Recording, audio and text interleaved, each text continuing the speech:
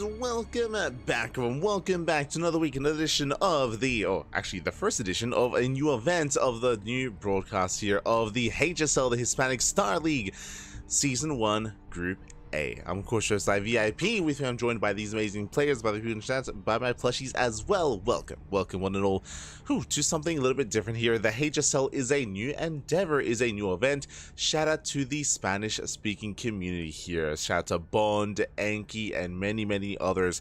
Basically, a bunch of content creators from the Spanish-speaking community, from Spain, from Latino America, have come together and have crowdfunded a new league, a new event. Let's go, the Hispanic Star League. Now, as I just kind of mentioned in a way, this is an event for the Hispanic community, meaning both Latino America as well as Spain as well. It is region locked to those regions, and with that, this is essentially GSL for the Hispanic scene.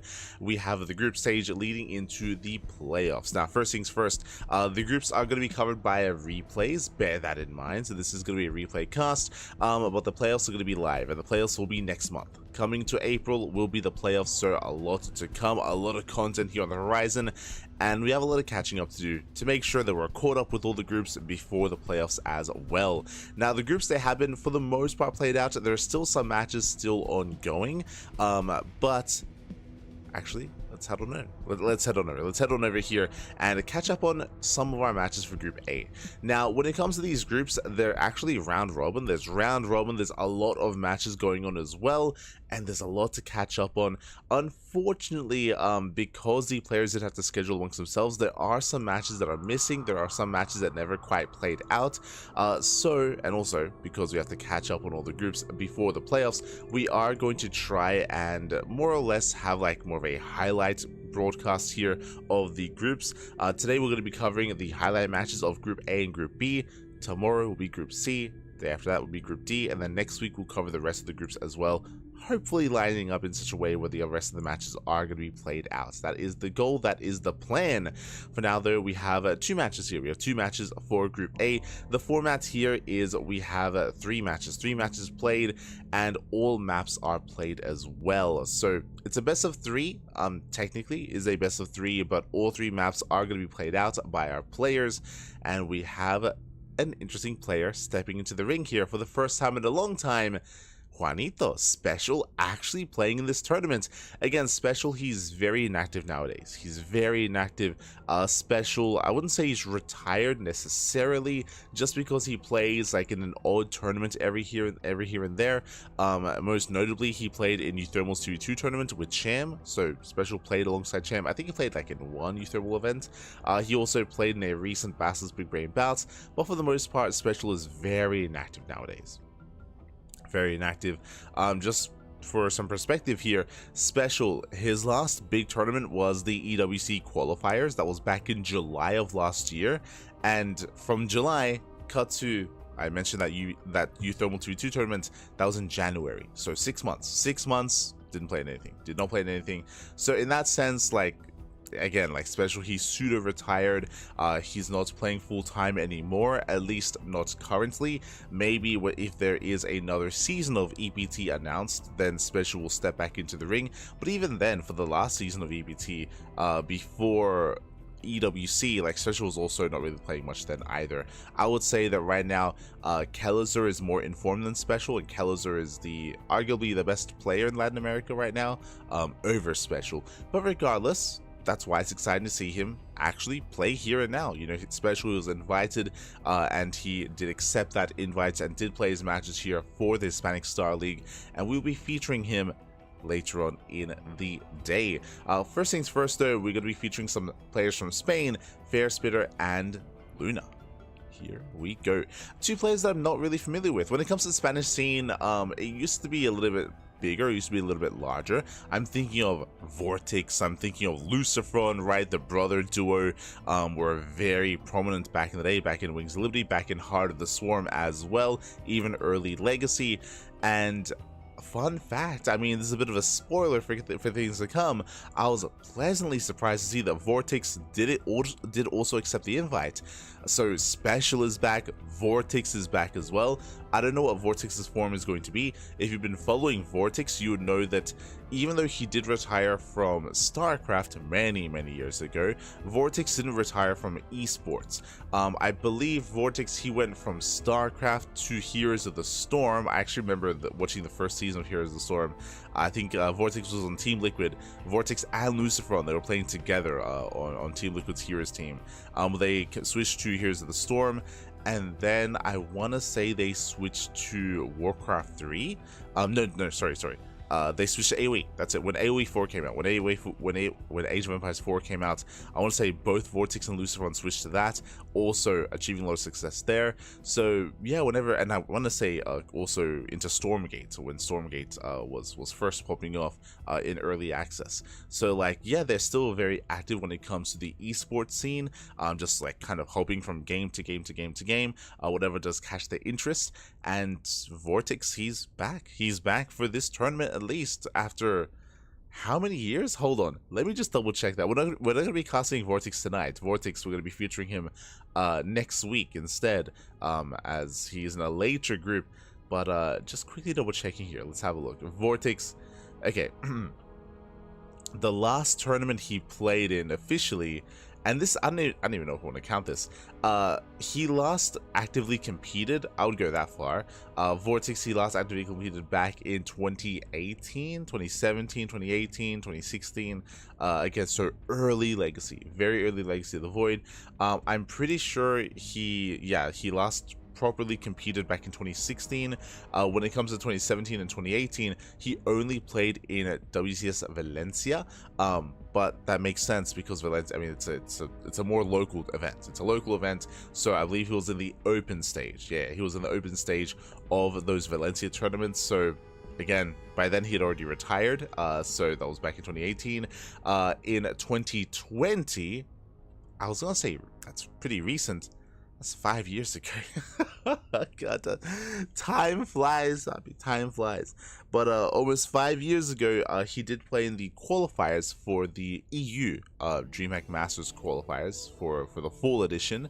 And he actually was looking pretty good. Jeez, I'm looking at some of these results. He took down Battle B, took down Gung Fu Banda. Like, these are active players. So yeah, Vortex, he like randomly showed up for one qualifier, for like one season of qualifiers, and then bam, 5 years later, he's here. So again, it's been 5 years since Vortex has competed in any semblance of StarCraft, and been even longer than that since he retired from StarCraft competitive play.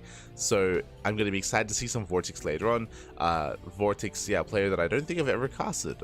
At the time, I don't think we were covering those European qualifiers. I think we were only covering the other region qualifiers instead. So exciting stuff. It is going to be exciting. So we'll be featuring some Vortex action later. But in general, sorry, I was referring to the Spanish scene from Spain specifically. So outside of Vortex, outside of Luciferon, in more modern StarCraft, we had AqueroN, of course, but alongside, you know, his predecessors, I would say that AqueroN currently is retired.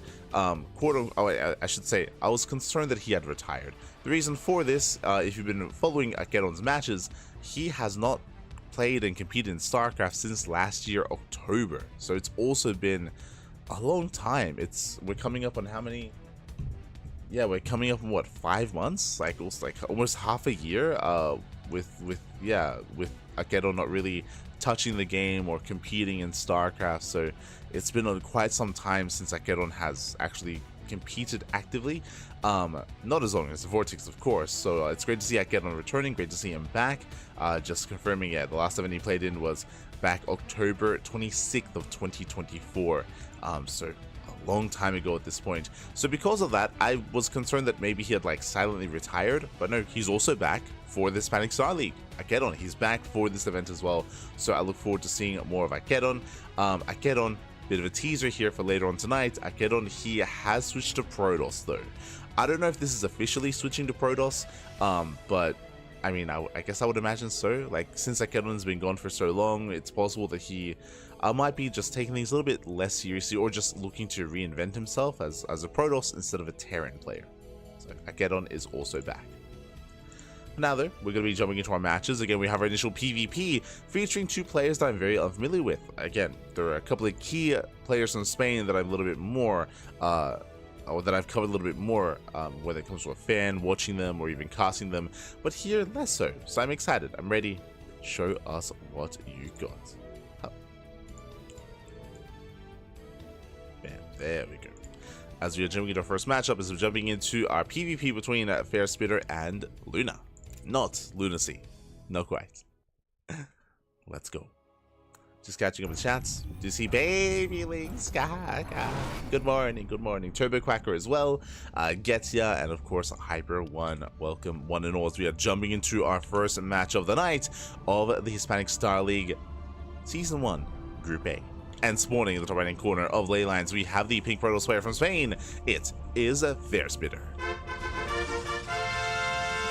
Representing Team Hardstuck Heroes, let's go. And spawning in the bottom left hand corner, we have also from land of Spain, the blue Protoss player. It is Luna. We go. As we jump into our first matchup here of the night. So again, as a reminder, when it comes to our broadcast today, we're going to be covering some Group A matches and some Group B matches as well. 4 matches in total, 4 best of 3s. So jumping into our initial PvP. Let's go. Let us go. Luna does initially fare now with his first worker here, going for his gateway in the main base. Likewise, so is FairSpitter. So far, standard setup here on top of the ramp. When it comes to the league and when it comes to the level of our players, I'm a little bit unfamiliar, not going to lie, but I'm ready here to be introduced to our 2 Protosses.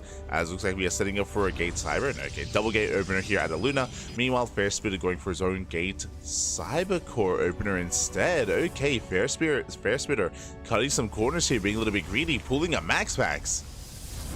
You have my attention. Yeah, Gate Cyber. Okay. Interesting. So our players have taken their roles. We have a more aggressive and I would say standard opener out of Luna, opening up double gateway. Meanwhile, we have FairSpitter cutting corners, going Gate into Cybercore into Stargate, followed by an expansion. This is an opener that Max Packs did popularize, and we'll see if FairSpitter is able to get away with it. As you can see, FairSpitter, he's searching for that second pylon. He did scout the first, and he is actively looking for the second pylon as well. Does go for another pass.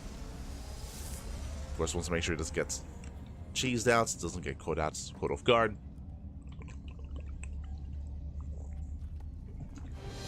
Checking his vision at this point, he is once again checking for the pylon, checking for the expansion. The pylon is actually further back in the main, but it's in a bit of an awkward position here, and because that FairSpitter, he will not scout this across the map, makes a Zealot. So because FairSpitter does not see the initial pylon, he believes that there might be a proxy, so he makes a Zealot and he does move out looking for that pylon. So far, a strong start for Luna. Luna, he does successfully mind game his opponent. Pylon is in the main, and FairSpitter has no idea. Double Stalker opener will hunt down the probe, moves out across the map. We have a 3rd and 4th Stalker on the way, so Luna is being hyper aggressive, going to be rallying across the map. Behind this is going to expand. Again, he's not going for an all-in, but FairSpitter is not fully aware of that. It's going to be a Stargate opener going for the Oracle first. Stalkers are present here on top of the ramp. Ooh, they will miss the Adept. Adept slots slip past. Stalkers ahead towards the natural. Adept does confirm the expansion, and now he knows there's no all-in. Now he knows there's no proxy. I mean, there might be a proxy Stargate, but for the most part, there is the expansion already in position. FairSpitter racing back home. Stalker soon to arrive. The shield battery is exposed, and Luna can go for it. He can go for that shield battery. Is going to be targeted down. FairSpitter, yeah, there's no saving it. Ooh, that's a kill, not a cancel. Looks like the shield battery. Away at the Oracle as well. Not bad, going for the Stalker, and we're in trouble here. Again, there is no warp gate. It does push up into the main base. The boys can be pulled, and they're going to have to be.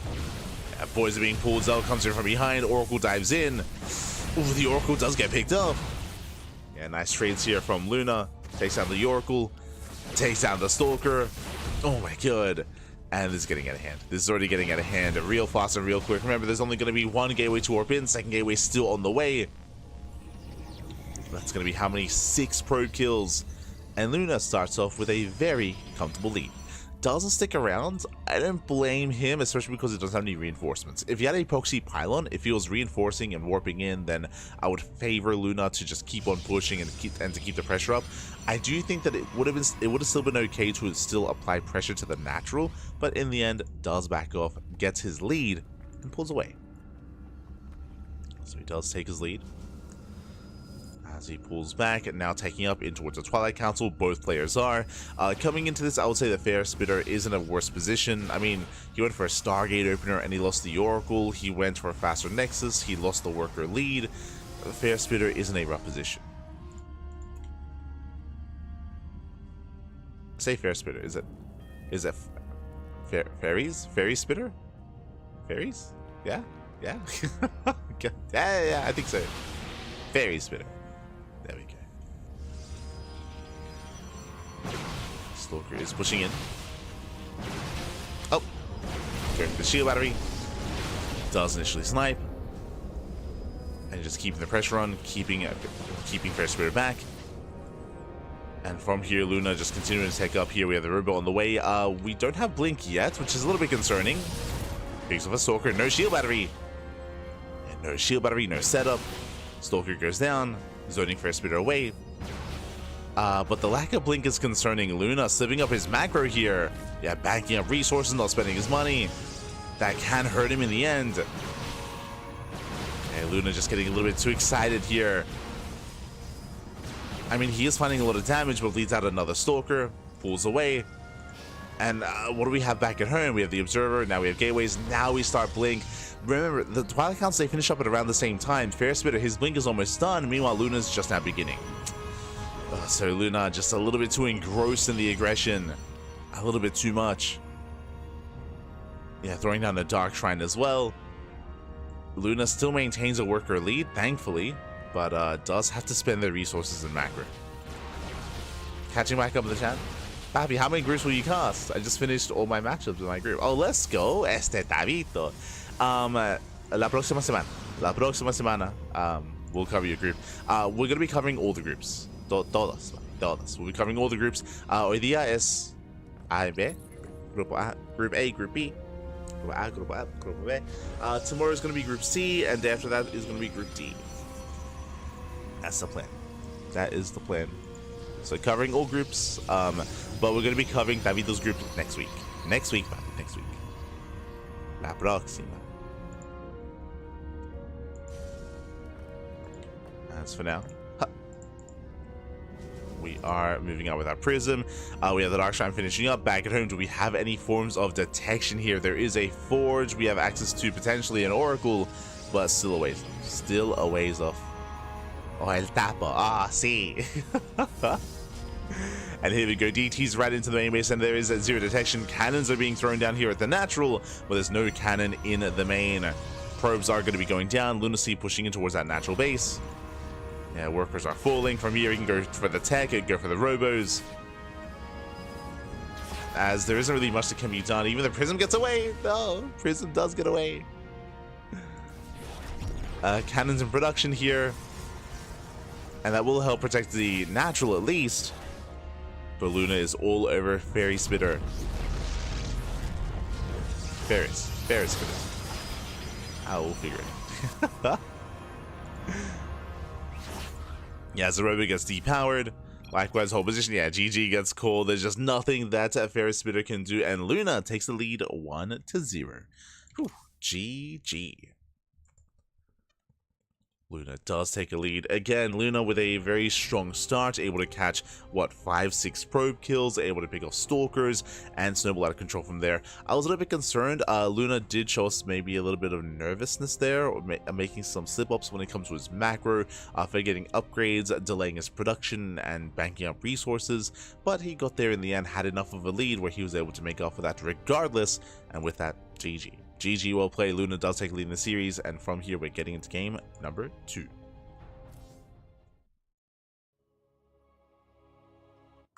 we go. Hello, Dazzle. Hello. Wait for you to cast my group. Sadly, it's almost the last one, but it's worth it is a worthy to wait. Oh, okay.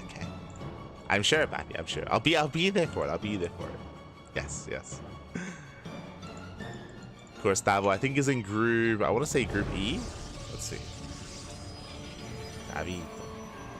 Group G. Okay.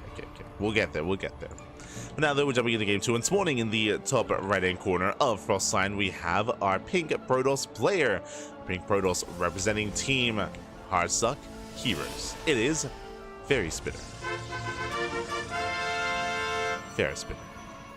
And in the bottom left-hand corner, we have the other Spanish Protoss player, the blue Protoss. It is Luna, leading the series 1-0. Here we go.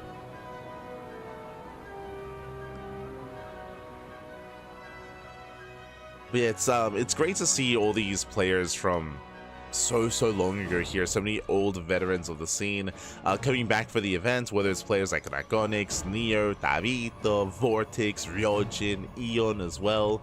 I was happy to see Bombilla. I was very surprised. I didn't know Bombilla was still playing, but I saw Bombilla in the brackets. Of course, Luciano, some more modern players like Mute as well. Yeah, it's great to see, and we'll be featuring more of them later on in the broadcast. We'll get there, we'll get there. Great to see them back.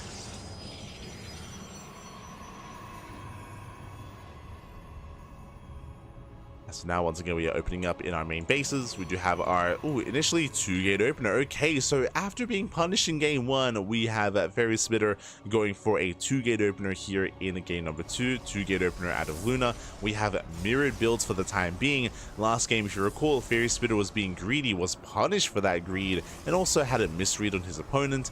But now we can slow things down and we can embrace a more standard back and forth. It is going to be once again double Stalker out of Luna, this time Stalker Sentry out of Fairy Spitter. Okay. So Stalker Sentry is a more macro build. It allows for our expansion, of course. It allows for scouting more than anything. The Sentry does provide a hallucination, which you can send out across the map to get eyes on the pylons, to get eyes on the tech, to get eyes on whether or not your opponent is even expanding as well.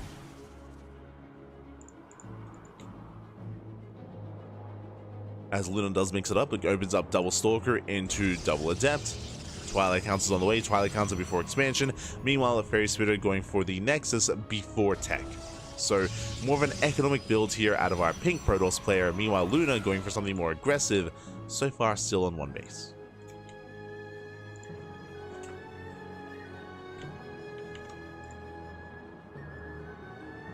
Still on that one base. Stalkers, they move out. Going to be deflected here by the Stalker double Sentry, as he did Hallucination Scouts. And now moving up with another.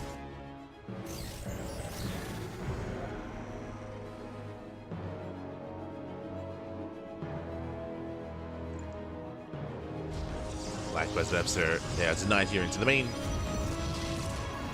Going for his own tech of choice, going for his own Twilight Council. Blink is on the way for Luna. Hallucination will make its way to the main. Does slip in.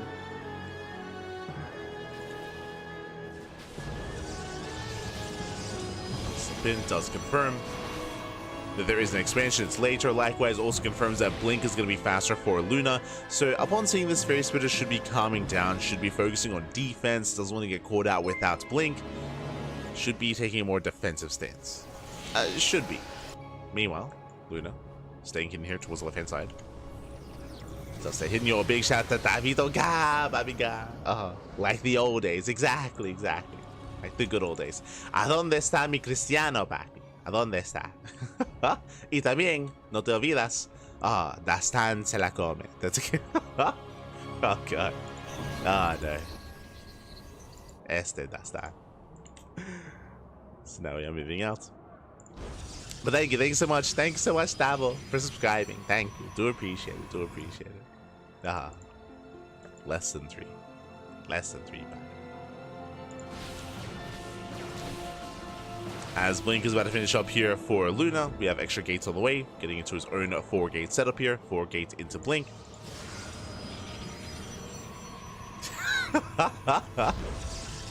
Siempre. Oh, no. Yo, shout out to Tortuga in the chat. Good to see you. Este Tortuga. So far, does move out. Again, zoning back those adepts. Now, my biggest concern here is that Blink is done. Blink is done for Luna, but we are not being active with these Stalkers. With the advantage of having Blink over your opponent, Luna could 100% be more active and more aggressive, picking away at the Stalkers, picking away at the Sentries, and taking advantage of Fairy Spitter, but that is not happening here. Or Fairy Spitter. That is not happening here. Luna is being more passive, more defensive, because that the early Twilight Council opener isn't really coming into play here, as Fairy Spitter has now finished up his own Blink. Blink is now done for our Pink Protoss player. Third base now going to be on the way. Luna still on 2 bases himself, going for extra gateways, getting into a 6-gate setup on 2 bases. This feels like the beginning of a 2-base all-in. You will not get up to this many gateways without applying pressure, without going for the all-in. But the Robo is just now on the way, and there's a chance here that Luna might just wait for his Robo for a Warp Prism, which means that'll delay him even further. Adepts, they confirm the third. Luna is aware of the expansion. There we go, he does now finally move out. And Luna does have the army supply lead, but again, despite having the faster blink, he is not quite making use of it. +1 is already done here for Fairy Spitter, now getting to +2, so he does have the upgrade advantage as well. The longer this goes on, the better it's going to be for the Pink Protoss. It is going to be... Does move forward, takes down the Adepts. Luna going for the third. And can he force a cancel? Gets a couple of shots in. Yeah, 2 more volleys. He's so close. It looks like he will not get the expansion. Oh, he does. Does get it. Does force a cancel. Luna pulls out. Let's get the hell out of there. He's going to be punished. Those Stalkers are getting picked up. Immortal production has begun. And Luna is still on 2 bases, still building up more Stalkers, more Immortals. Dark Shrine on the way. Once again, a bit of a later Dark Shrine. And this time there's already detection. This time there's already the Robo, Observers on the way. This time the game will not end because of DTs. And it does feel like Luna is just being a little bit too passive this game. I know that I'm saying he's being too passive and he just denied the expansion. That is true, but that's all he's done so far. And again, still staying back home.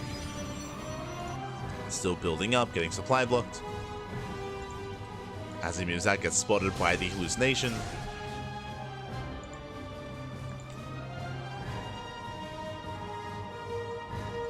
We'll see what Luna can get done.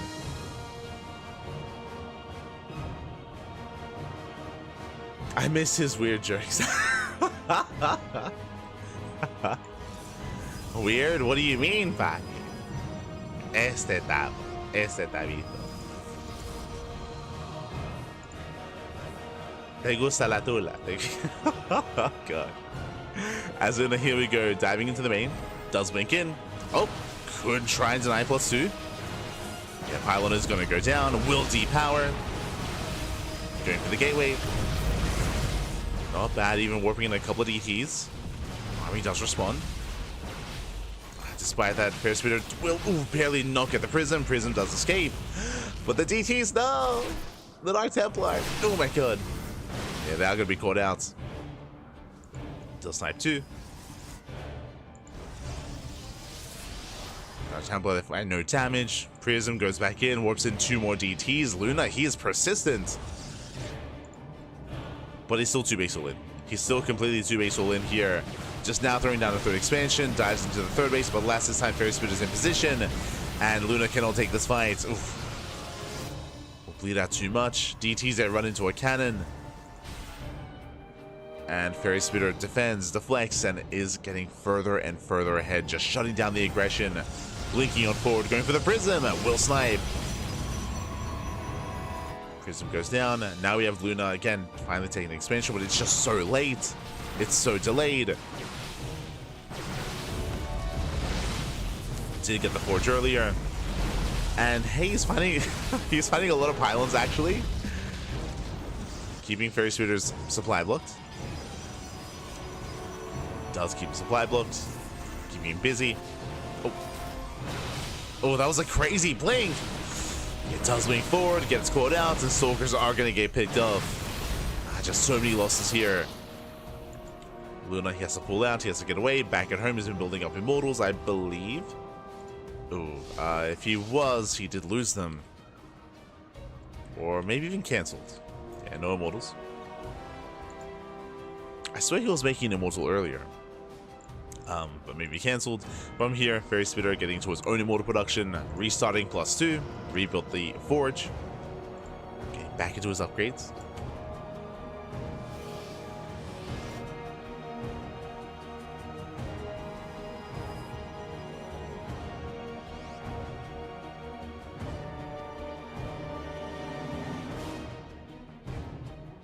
And we're waiting for the eventual move out of our Pink Protoss player.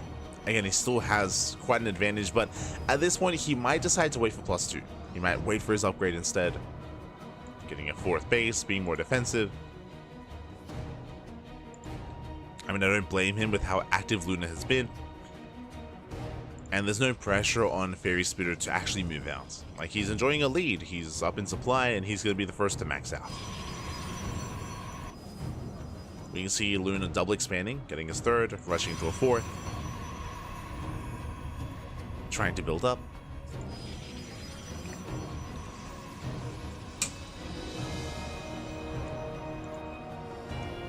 Still a ways away, getting to charge AqueroN.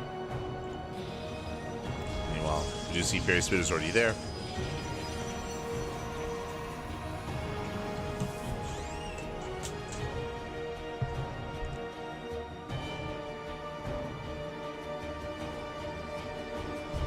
Already reached that form. Now getting to a 2nd Robo, double Immortal production, potentially into eventually Disruptors. And we are just building up. Fairy Spitters, he's about to max out. And by the time he does, he should be pushing. He should be pushing across the map. He will have a recall, of course, if he needs to race back home. Starts up +3.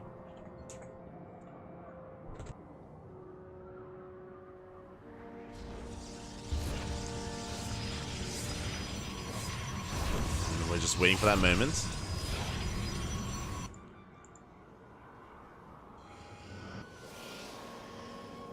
Waiting for that. Now, when it comes to Luna, when it comes to any kind of comeback potential, there is always some with Disruptors. Unfortunately, he doesn't have that kind of tech. He went into a more standard follow-up into Charge AqueroN, so he has more or less the same army composition as his opponent, but just smaller. So he doesn't quite have that otherwise tech advantage over his opponent.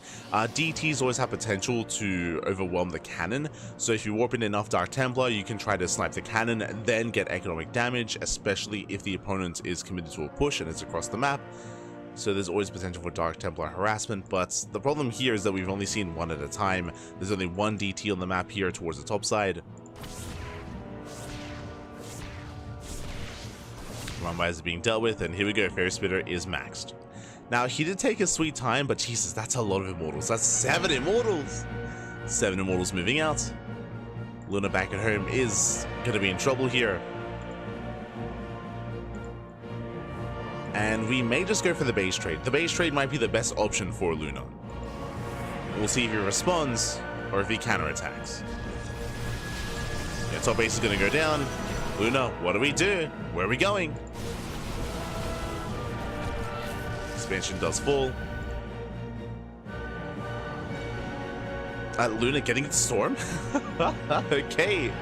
Storm is on the way. Unfortunately, Storm isn't really gonna do too much. There's a reason why we don't see Storm in main army engagements. They really just tickle units, Protoss units especially. But it's a unique approach. Meanwhile, the Bay is on the way for Disruptors.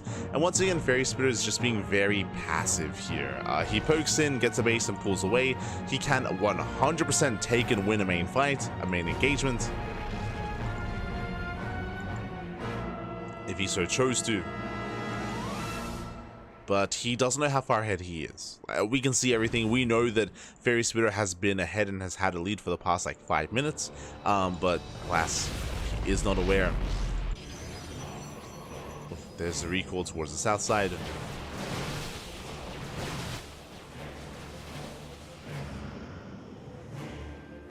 Here's a look for the main army.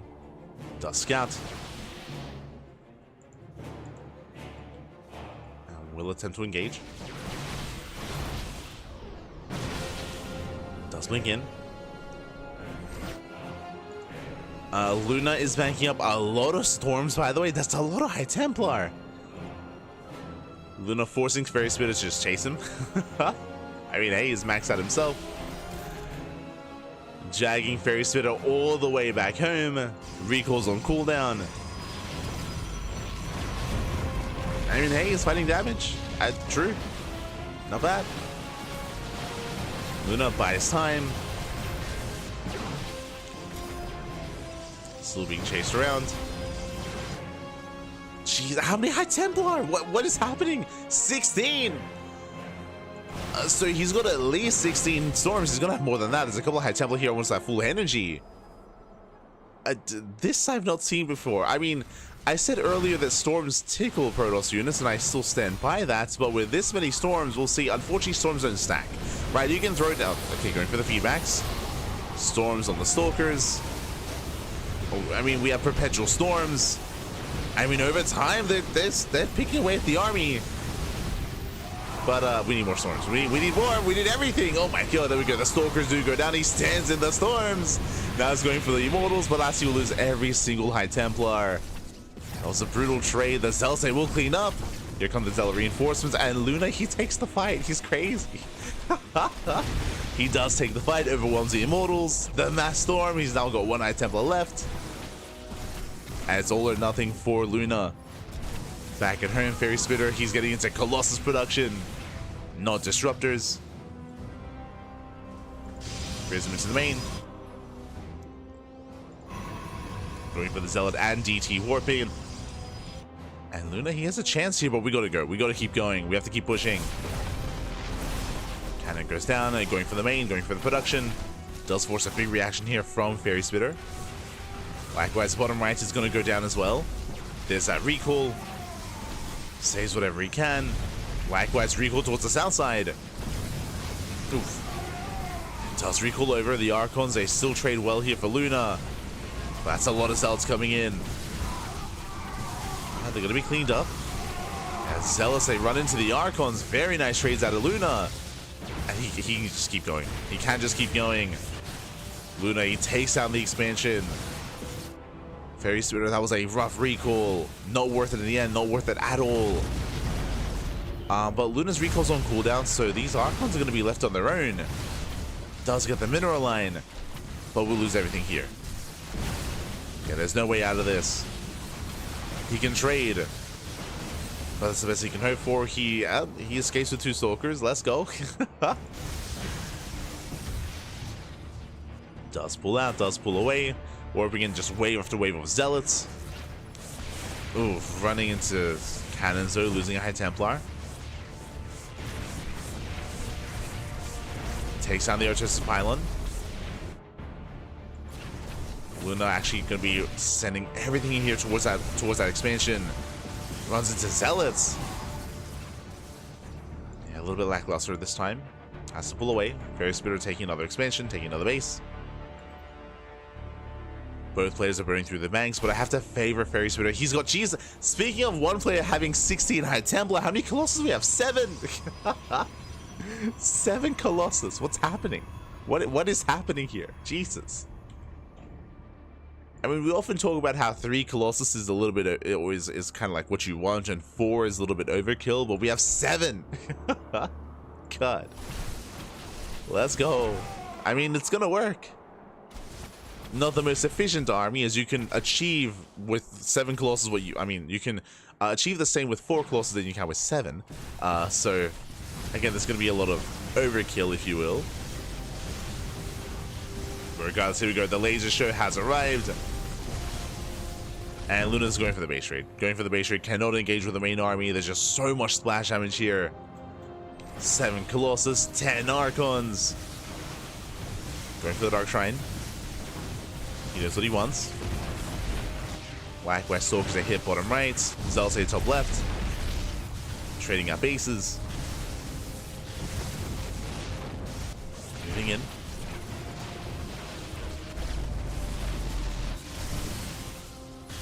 And we have gone full base raid mode. Now, because Luna has his army split, he's sniping 2 bases at a time, so technically Luna is working a little bit faster. Fair Spitter just going from natural into the main, came to the production. We gotta keep going though. Luna, we gotta keep going. We're being left idle. Ooh, when he's turning around. Takes down bottom right. Now going for the natural. We have to, like, time is of the essence here. And once again, Luna just being overly careful. Now pushing in, but did take a sweet time. And Fair Spitter, does he recall? There are no buildings outside. Oh. No buildings. There's that recall. Does he snipe the expansion? Not in time. Yeah, it doesn't quite get it. Does get on top of the Colossus. Ooh, snipes one. Oh god, Jesus! But there's so many Archons, so many Colossi, and Fairy Spitter, he will take the fight. Still has half his army on the map. Yeah, and again, Luna just wasn't able to snipe that expansion in time. Remember, he had sniped the main base earlier. He could have actually won this base trade, but it did take a little bit too long going for the natural. And with that, Fairy Spitter should clean this up. Nice snipe on the Colossus. But here comes everything else. Meanwhile, Luna supply blocks, throwing down gateways as we speak, but actually cannot warp in. Cannot spend his money. Once again, Luna trying to force a reaction.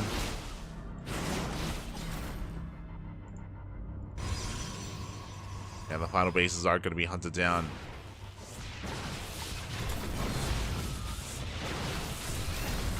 Again, there were some opportunities here for Luna, but GG gets called, and Fairy Spitter will tie the series 1-1. We are going to the ace match. GG. An intense back and forth, a game that Fairy Spitter had in the bag, but likewise, both players were passive in their own ways, and they weren't really applying pressure when they needed to or when they were at their strongest. So in the end, both armies did max out. Fairy Spitter still had the more efficient and the higher quality army overall. But shout out to Luna for causing chaos in the base trade and for having a chance here at recovering, and for popping off with 16 High Templar. The hell did we just watch? Like, 16 High Templar, papi. Ay. It's crazy.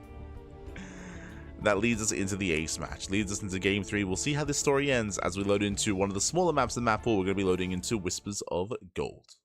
Here we go.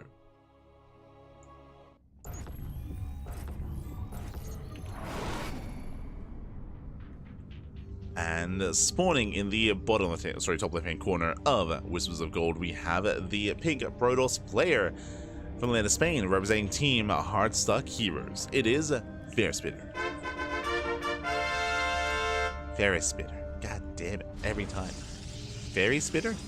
In the bottom right hand corner, we have the blue Protoss player, also in land of Spain, being forced into a tied up series as we are here in the ace match. It is Luna.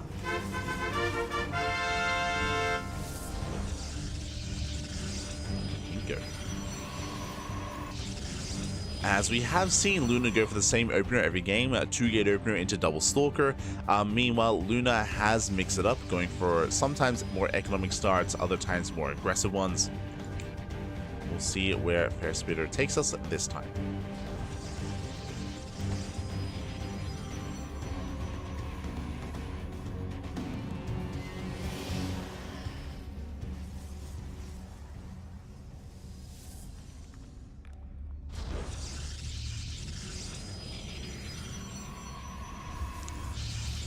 Shall see. As there we go, 2-gate opener out of Luna, likewise 2-gate opener out of Fairy Spitter as well.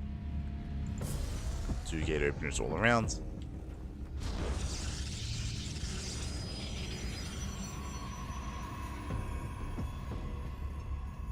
Cyber cores are on the way. And Luna does fan out with a worker. Okay, so we have potential for either a fake proxy pylon or a very real proxy pylon instead. Based on its location, this wouldn't be the worst location for a proxy starport. Otherwise, never mind, second pylon in the main base, so no pylon yet. No setup. Yeah, second pylon is now done, and we have the double Stalker on the way. Meanwhile, Stalker Sentry out of a Fairy Spitter. And there's that proxy, there's that pylon. Okay. So this is going to be a later proxy. This is the third pylon instead. Now, Fairy Spitter should soon be searching for that third pylon. You can see the third pylon here on the low ground for our pink Protoss player. And he is confirming that he doesn't see anything here on the low ground yet. Stalkers will zone away. Fairy Spitter's in the dark.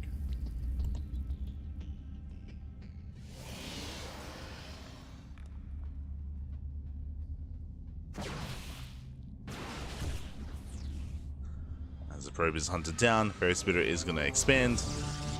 It is going to be a proxy Twilight Council. What's the plan? What are we going for? Luna opening up Double Stalker. Ooh, expands back at home. Doesn't commit to anything, not yet. And is moving out. So coming into this, I do favor Fairy Spitter. He does have a faster expansion, a faster natural. Going for his own Twilight Council behind this. Into Blink, likewise Twilight Council on the way for Luna as well.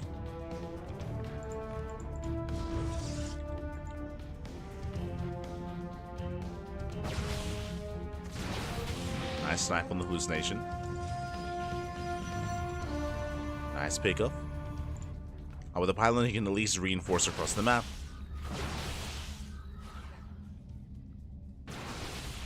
Outside of that, nothing major.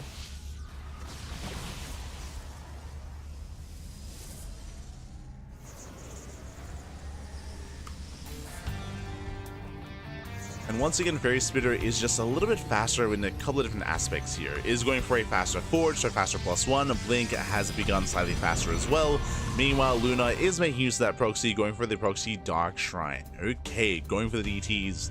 Now, it is not uncommon for a player to delay their own robo production. It's not uncommon to delay their robos and to take a faster expansion. Is Fairy Spitter to do? Is he want to do that after what happened in Game 1?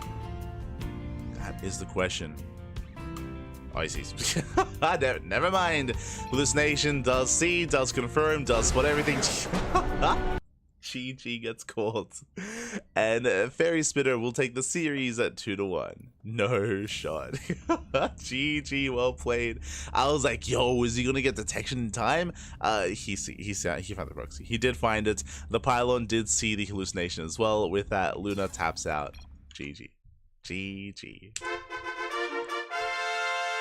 Not the end that I wanted out of this series, but congratulations. Congratulations nonetheless here to Fairy Spitter. He does claim the series, does advance on. Again, he was able to scout the cheeky proxy of Luna, and Luna, upon that occurring, just tapped out from there. Alas, was very much so banking on those DTs, banking on catching his opponent off guard. Alas, did not catch him off guard at all. Congratulations here to Fairy Spitter, as he does claim the series and does kick things off with a win here.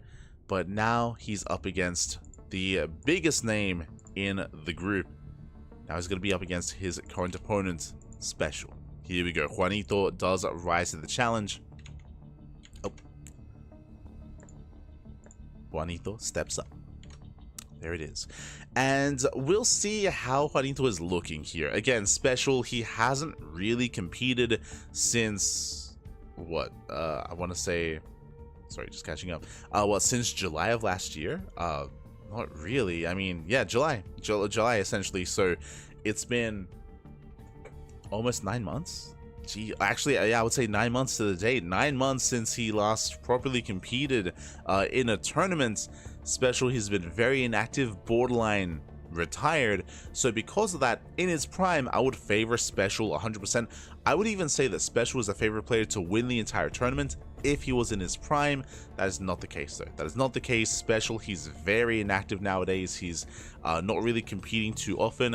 I would favor players like Kelazar and Cham over SpeCial currently.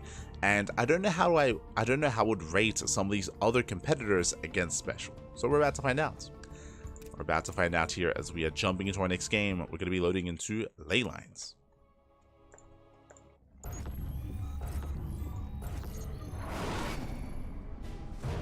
Here we go. And spawning in the bottom left hand corner of Ley Lines, we have the Spanish Protoss player, the red Protoss. It is Fairy Spitter. And spawning in the top right hand corner, we have the Mexican Terran player, the blue Terran. It is SpeCial. Here we go.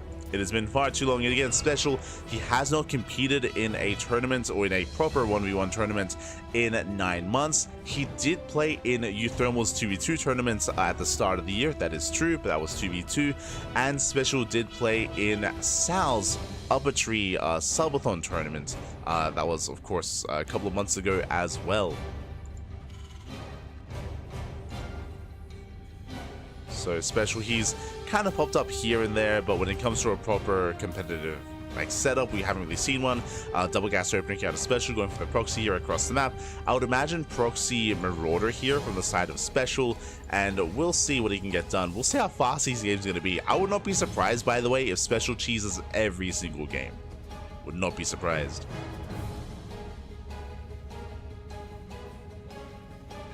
Whether it works, we're here to find out. Here to find out.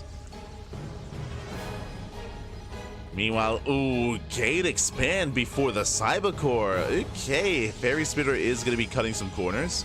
Meanwhile, it is going to be Proxy Reaper initially here from SpeCial. Factory back at home. Not going to be as committed here from our Terran player, but he's going for the bunker behind the mineral line, and he will try to delay and punish the economy.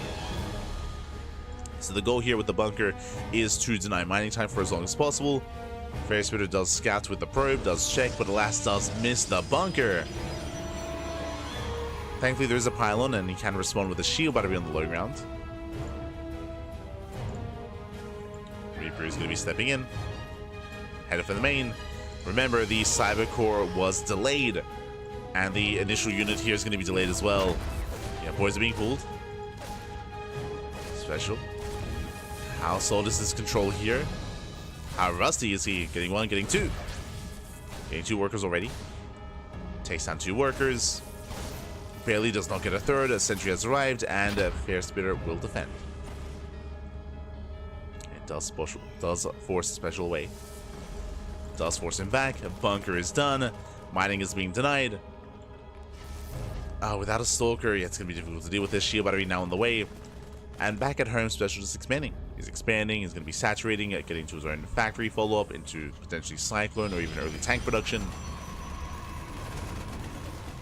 SpeCial is still looking solid. And he's just denying so much mining time here. Remember, Fairy Spitter got a faster expansion and he can't make use of it. Cannot make use of it. Reaper dips in. Reaper gets 1 more probe. One more worker behind this SpeCial going into Macville Accelerator. Is going to be pinning here into Battle Mech. Into Mass Cyclone. Speaking of Battle Mech, yep, second factory, so Mech. He's meching it up here. SpeCial, he is the kind of player to embrace Mech against Protoss from time to time. I mean, it's just been almost a year since we've casted SpeCial, so yeah, it's interesting to see him back, seeing return. There are certain builds that he is known for, especially in TVT. We'll get there eventually, I'm sure.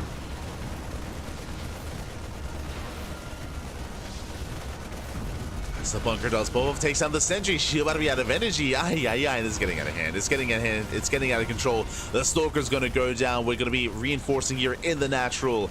And SpeCial, he has broken the expansion.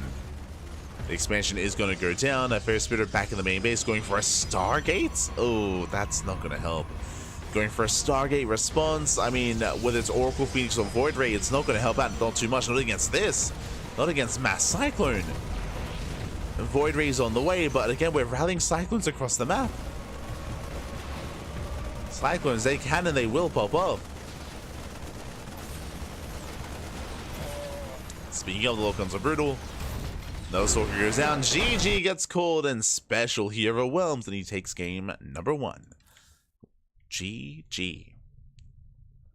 SpeCial does take a lead in the series. Again, just a very aggressive setup there at a SpeCial. Unfortunately, Fairy Spitter was, he did cut corners in the other game. He also was unable to scout the initial bunker, the initial SCV, so everything just went from bad to worse early on. As a reminder, he delayed his Cybercore in favor of the faster Nexus, and he was punished for it. He was punished quite hard for that greed. It was also very unfortunate that he responded with a Stargate as well. Stargate wouldn't really achieve too much there against all those Cyclones that are amassing.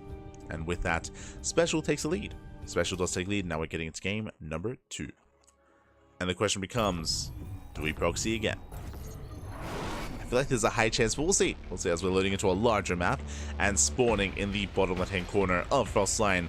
We have the Spanish Protoss player, the red Protoss. It is SpeCial. And spawning in the top right-hand corner, we have the Mexican Terran player, the blue Terran. It has been 9 months since he has competed in a tournament like this. He is back, at least for now. It is SpeCial. Again, it's just great to see that those at HSL reached out, got in contact, and were able to get SpeCial to compete. Not just SpeCial, but Vortex as well. Again, I would love to see more of the two of them and potentially even see them clash later on, assuming that they both make it out of the group stage, but I think we all assume that that will happen. We'll see. But now, SpeCial does move out with his own probe, with his own proxy. Let's go. Now, this time SpeCial, going for 2-Rax Reaper. So 2-Rax Reaper back at home. This is actually going to work out quite nicely for SpeCial as he's going for a more aggressive start. Reapers are not the most amazing units in the early game, defensively even, but this may work wonders nonetheless. Gate at home, gate across the map. So this should be Proxy Zealot with Adept Reinforcements to delay the expansion, but there is no CC, not yet.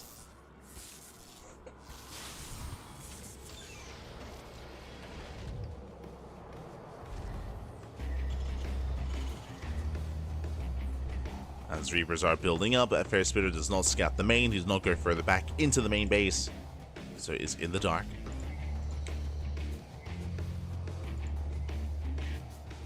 Results on the way.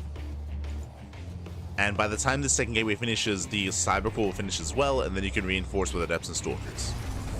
It should be Proxy Stalker with an Adept from across the map.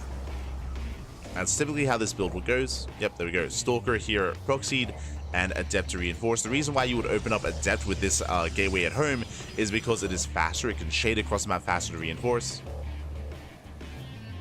But SpeCial isn't making anything yet from that second gateway. Zealot is spotted. So far, nice control, making use of the steam vents. Oh! Does get an extra swipe in. It does keep the Zealot alive a little bit longer here, but another Reaper, it will arrive. Zealot's going to be shut down. Stalker will delay the CC. And mission accomplished. But I'm concerned here about the eventual move out from SpeCial. Okay, points are being pulled. So far, getting top of the Stalker. Reapers a race back home. And they will shut down the first Stalker.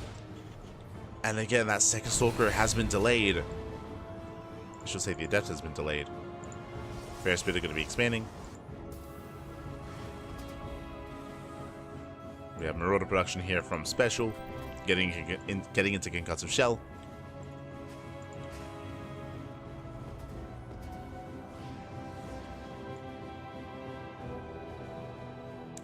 And he's turning this 2-Rax Reaper opener into a 3-Rax setup. Ooh, very aggressive here from SpeCial. Basically what's happening is that, yes, he is working towards Concussive Shell. That's to punish the first and proxy Stalkers. But from here, we should be working towards Stim. We should be working towards Stim and Mass Marine into a Stim timing.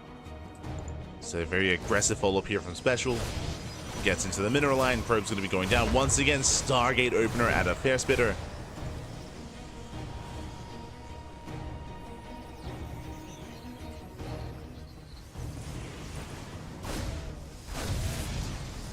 Please add another probe. Stalker's a race back home. And we did mention Stim earlier. There it is. Stim is on the way. So by the time Stim finishes, SpeCial should move out. Until then, SpeCial is building up his Marine and Marauder count. Building up a death bull of an army. And he will soon push.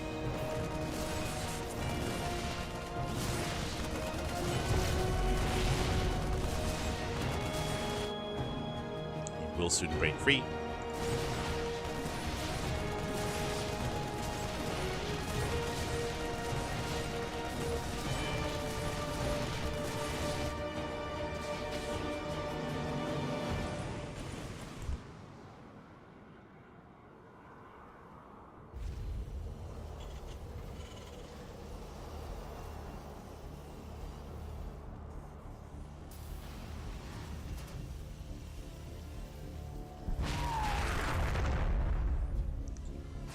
And here comes that move out. Here comes that move out here. We do have the factory into starport follow-up, but Stim is going to finish in a couple of seconds.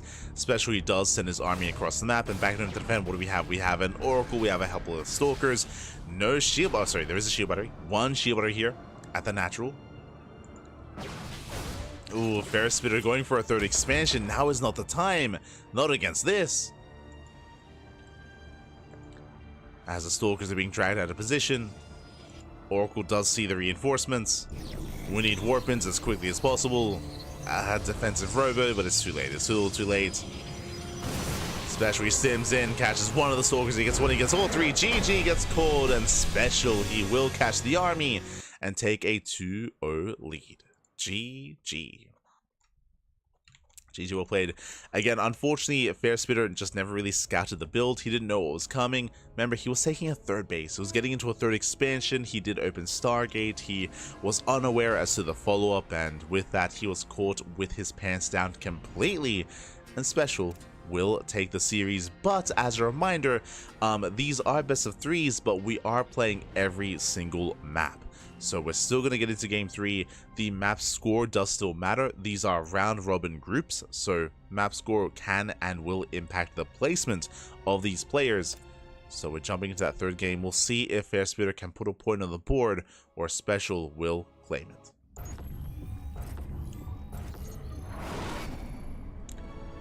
SpeCial is Hispanic?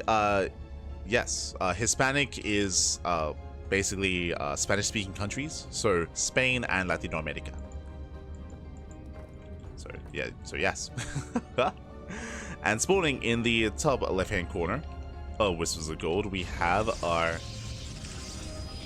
red Protoss player. We have our red Protoss player here. Currently, oh Jesus, currently down in the series. We'll see if he can bounce back and put a point on the board. It is a Fair Spitter.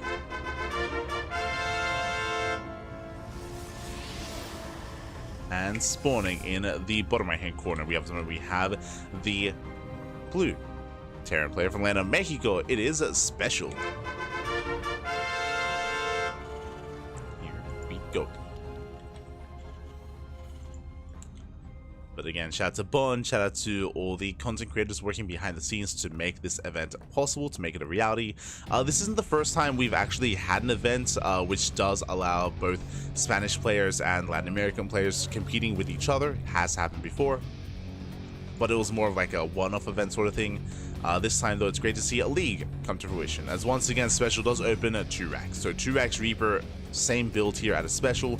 The probe dips in. This time, Fair Spitter, do we scout the entirety of the main? This time, he will. Somewhat, he checks the gases, sees one gas, which is a read that there's going to be a faster expansion. Does check there, we go further back, and he does get eyes on the second racks. Ooh, now he knows. The cost is he's going to be locked in. He's going to be locked into the main base. He's going to have to recall to save the probe. Back at home is expanding. It did go for a gate cyber, followed by the Nexus. So a safer opener here out of our Protoss.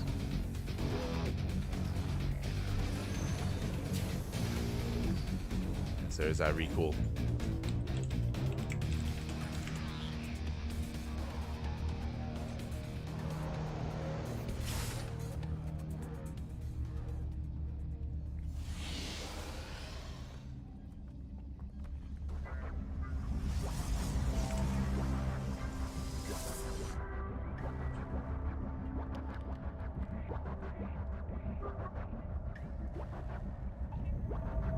Reapers are moving out. Behind this SpeCial is going to be expanding, getting his natural. Reapers, they have hit the field. And back at home, Fair Spitter, he does have the Adept. Bit out of position. Does rotate over.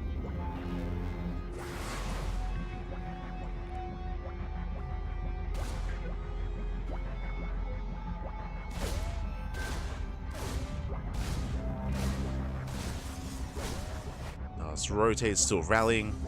Still moving out.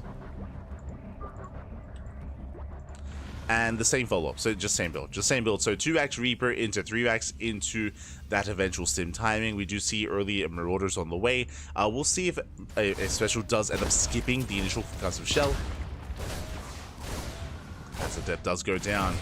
And before we can even get into the Stim timing, probes are going to be falling. We're overwhelming already. Yeah, no shield battery on the low ground. 2 or 3 probes going to be falling. Can he get more? Barely not. He's going to be zoned away. There's that concussive shell. SpeCial, he rotates back into the main base. Getting another worker. So the probe gets 1, gets 2 more. And he does scout the tech. We do see a different response this time from Fair Spitter, but this time he's using so many workers here. 6 probes going down. Ay, ay, ay. 6 workers do fall. Behind this, I would imagine Blink is on the way. But his economy is struggling. We'll hunt down that Reaper. But SpeCial, he's hoping to try to catch those Adepts. Being very proactive here. Concussive shell is now done. Yep, he gets 1. He gets both. Yeah, he takes out both. A nice split attack here from those Marauders. Does target one and then the other, keeping them slowed. Takes down both. Back at home, what do we have left? 2 Stalkers. Shield batteries on the way. Now, I don't think SpeCial has enough to break the natural yet, but he's still rallying. He's just sending everything across the map. And it does send everything, goes with the sentry. Sentry goes down, boys are being pulled. SpeCial does pull away. Does pull back. Again, Stim is still in production. But SpeCial might just overwhelm regardless. Getting another Stalker. Down to 3. SpeCial, ideally, he wants to bait the army out into the open. No, he gets another, no! Oh my god. Barely not. Barely does. Yeah, despite the shield battery, Stalker goes down. The shield battery does nothing. Not like this. Yeah, boys are being pulled, and SpeCial is just dealing critical damage already here. Like forget about Stim. Like, it's already too much. Even without it.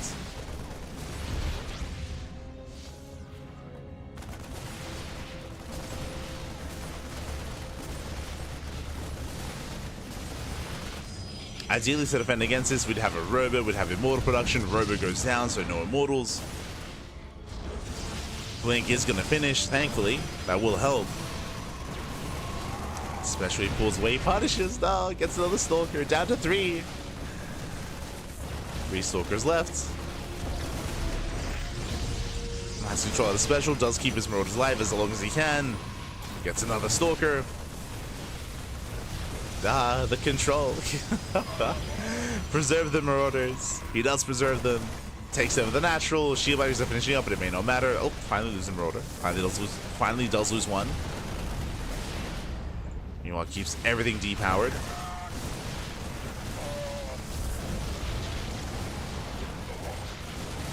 And now he has Stim. Now he finally does have Stim. Now against Link Stalkers, it's going to be an awkward trade, but he's already crippled the economy. He's already done so much, just too much damage here with the natural.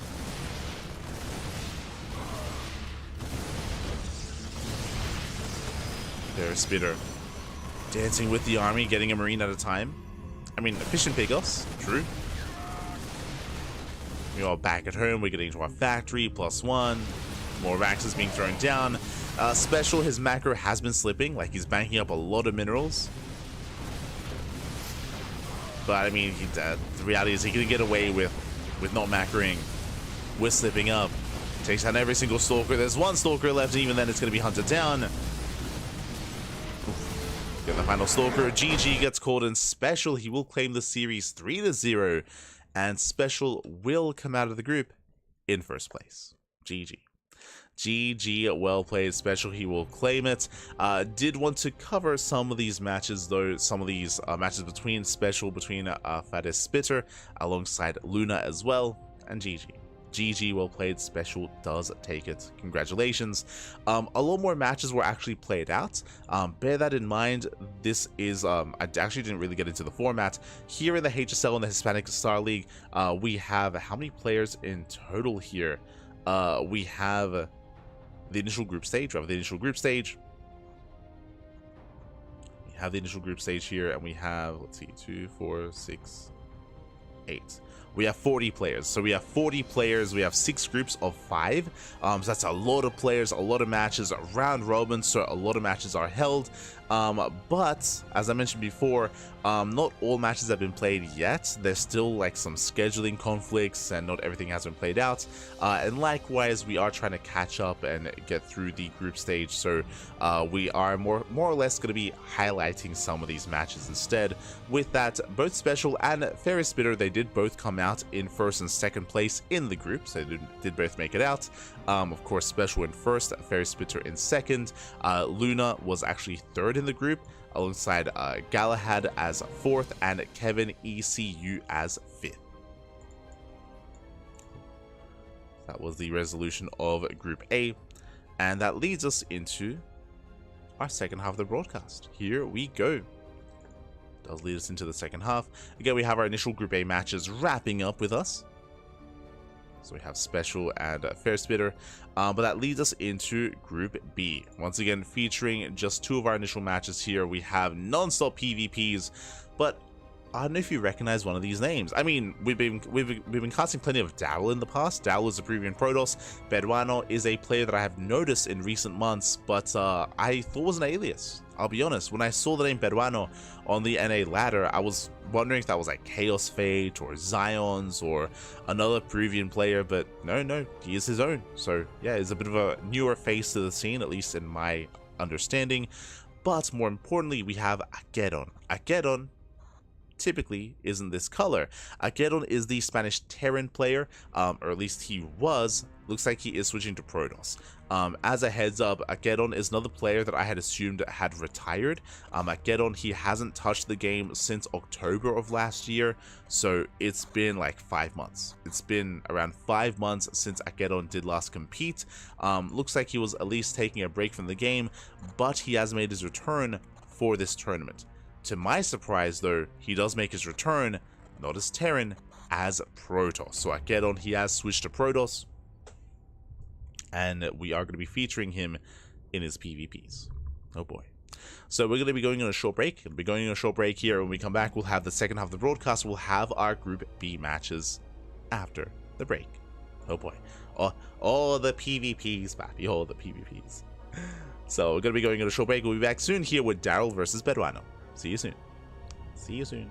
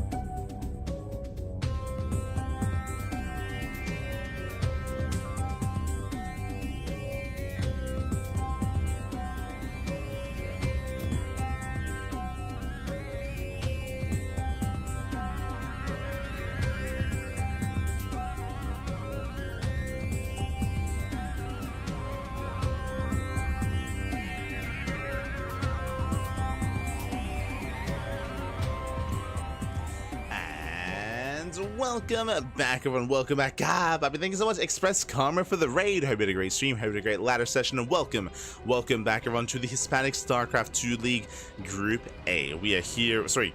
Not quite Group A. Not anymore. Welcome to Group B. Now, again, there are 6 matches in each group. There are 6 matches, but there are also a lot of amateur players, and there's also a lot of groups to go through. I do have a bit of a time limit or time schedule with when we have to be done covering the group stage, because the playoffs are going to be in April, in early April, I should say. So because that, I'm on a bit of a time crunch, so we are only featuring some of the highlights of the group stage instead. We just wrapped up with 2 matches from Group A. Now we're covering Group B. Here we go. We're going to be featuring non-stop PvPs. Let's go. As we are jumping into our next matchups, as we are jumping into Daryl versus Peruano. Now, Daryl is a player that we have covered on the channel before. Has been, I want to say, an amateur player for quite some time. You know, around Masters level, Masters to High Masters to Low GM. Has been competing for a long time. Peruano is a player that I have recognized, that I have seen on brackets, that I have seen on the ladder, but I wasn't too sure who he was. He's a more recent name that has kind of popped up on my radar, and I just assumed it was an alt account. And I just assumed it was like Chaos Fate or Zion's or one of the other Peruvian players, or maybe even a Shelby.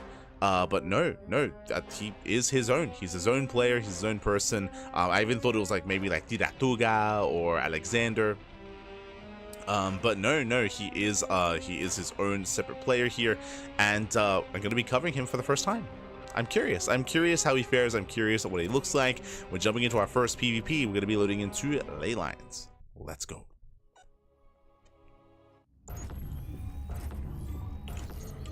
Let us go. And spawning in the top right hand corner of ley lines, we have our blue Protoss player from the land of Peru, El Peruano, papi.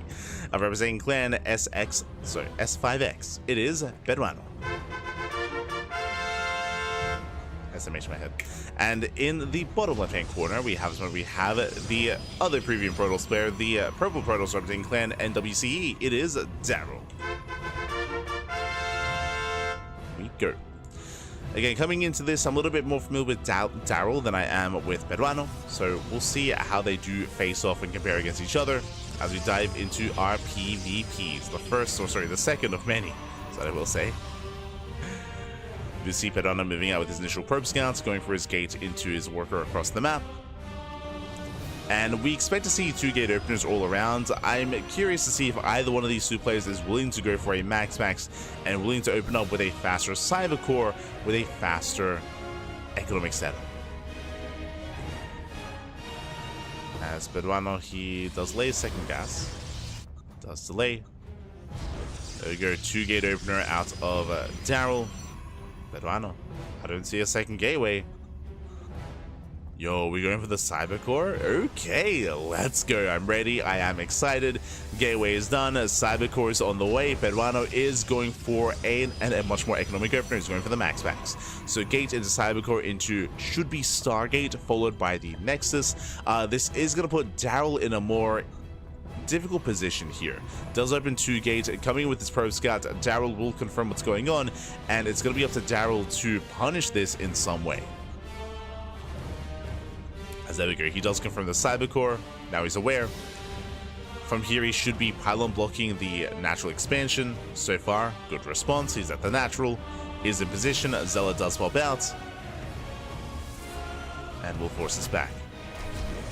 Oof, probe. That's going to be a kill on the probe. The pylon will delay and does force out the Stargate. So there's a Stargate from Peruano, from the blue Protoss. Stargate into Oracle, followed by the Nexus. You know, Daryl going for a 2-gate response, getting into double Stalker. Now, Daryl, he can either go and try to rush into his own faster natural base, or throw down like a 3rd gateway, a robo, and try to commit into one base all in. We can see Peruano, he's searching for a proxy. Does check the 3rd location.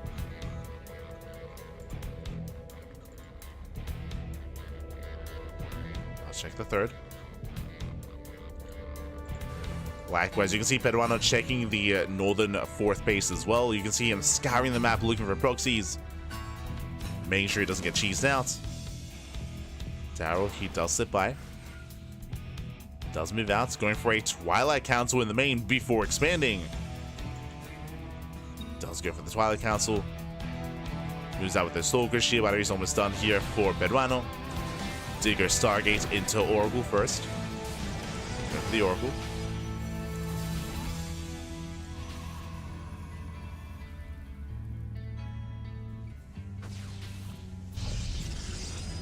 Daryl is setting up. Still on one base, still has not expanded. Peruano, he does send out his first Oracle. The goal here is to get economic damage, to maintain an economic lead. Again, the natural is done. We have 2 shield, oh my god, 2 shield batteries, and a second pylon. Peruano, he is terrified. But I mean, he should be, because there's still no expansion. There's still no natural. Oracle dips in, heads for the main. There's a shield battery, thankfully. But he does scout Blink. Peruano, he does confirm Blink. He does confirm there's still no Nexus. Finally, it's going to be thrown down, but this is a very late expansion for Daryl. Now, in a way, this did deal in-run damage. This did force a reaction, right? 2 shield batteries and a Void Ray as well. Like, Peruano has been playing very safe. We'll see if Daryl can accomplish much. I mean, he's still expanding. He's not going for the all-in. Stasis Trap is going to be popping off. Does pull away in time. Good reaction. Good response. Daryl here defends. And he attacks.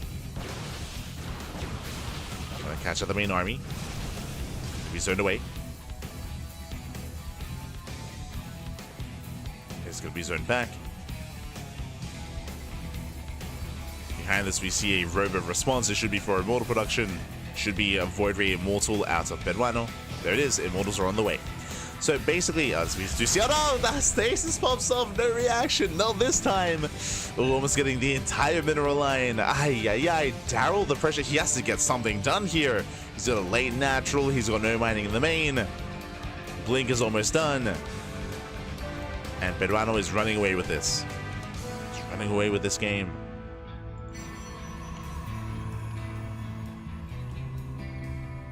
Not like this.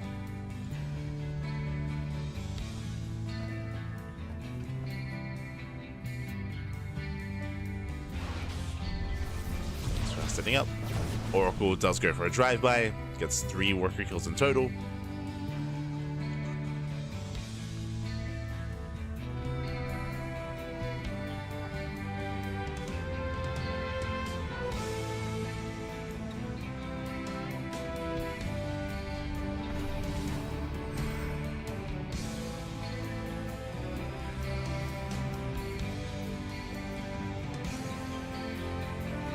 Daryl is still rotating. Still trying to keep up with the Oracle. Here comes a move out from Peruano. I mean, he's got his Void Rays, he's got his Immortals. Now, this army doesn't have as much mobility, but there's a lot of firepower in this army with the Void Rays up with the Immortal. A lot of DPS here for Peruano, and he may just overwhelm the third. This is Daryl's way to recover in this game. He is behind economically, that is true, but the faster third base can help him recover. If he can save it. That's a big if, because here comes the Blue Protoss. He's waiting for reinforcements, waiting for the War Prism as well, so he can reinforce, so he can juggle back, he can micro his army.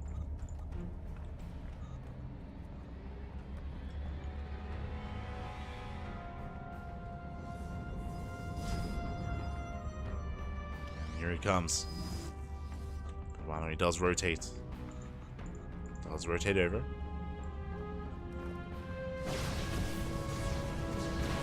Catching at a probe. Does get a worker, does hit the natural. Boys are being pulled. And we coming from behind, we do focus on the Prism, not bad. Prism goes down, but last Peruano, he should overwhelm. Oh, it takes out all the workers, the Immortals are being targeted. Oh god, but they just do so much damage to these Stalkers. Oh my god, they shut them down. Stalkers are being cleaned up, and Peruano, he does it. GG gets called, he breaks through the defensive line, and Peruano will take game number 1. Whew. GG. Peruano does take a lead in the series. And again, Peruano, he was in the driver's seat the entire game. This is the power of the Max Packs opener, is that it does force your opponent to respond and to react. Otherwise, they will fall behind. I'm referring to just scouting a more economic start, like a gate into Cybercore. And with that Peruano, he was looking very comfortable. Very impressive here in game 1. And now we're getting into game number 2, and we'll see how Daryl will respond this time. If he just starts off with a proxy, or if he goes for his own economic start as well, as we are loading into Ultra Love. And spawning in the top right hand corner, we have the blue Protoss player leading the series 1-0. It is Peruano. And in the bottom left hand corner, we have the purple Protoss player, also from the land of Peru. It is Daryl. Also a Peruano, but down in the series. And I was about to say that as we get into Ultra Love, we should be setting up on the high ground. We should be setting up here. This is kind of an unwritten rule in PvP. If there's a ramp coming into your natural, then we should be expecting Gate Cyber Expands. This is more common, this is more standard. The reason for this is because of how defendable the natural is. Despite that, Daryl does go for the high ground gateway. I am concerned here. I'm a little bit more concerned for Daryl. Now, already seeing this high ground setup in a PvP on Ultra Love, I have to assume that Daryl is going to all in. I have to assume that, because again, otherwise Peruano, we're going to see a repeat of what just happened. We're going to see him get a faster natural, get a better economy, gain map control, and just snowball out of control. So I have to assume here that we're going to be more aggressive, but we'll keep an eye here on Daryl. Peruano, he scouts, he does see the second pylon already. Second pylon is further back in the main, so there is no proxy, but there's also no probe scout. Daryl, he does not scout across the map. Interesting. Oh, okay, gate into Cybercore. So Daryl is going for a mirrored build. He is going for the same build, but he goes for the build in the main instead of at the natural. This is meant to be a mind game. Basically, Daryl, he was hoping, only showing one gateway here at the ramp, he was hoping that basically Peruano would poke up, would see that the wall was setting up on the high ground, and would back off, retreat, and overreact back at home. That was the hope, at least. Unfortunately, in the end, Peruano did go further in, did scout the initial build, and now he knows it's fine. Now he knows it's safe and sound. Nexus gets thrown down. We do see Daryl with a slightly faster expansion, going Zealot into Expand after the Cybercore. Here we can see Peruano playing safe. He goes Stargate before Nexus. And now he knows. Now he confirms. So Daryl is going to have the slightly better economy. Peruano is going to have the potential to recover with the Oracle Harass. As the Stargate is on the way for the eventual Oracles.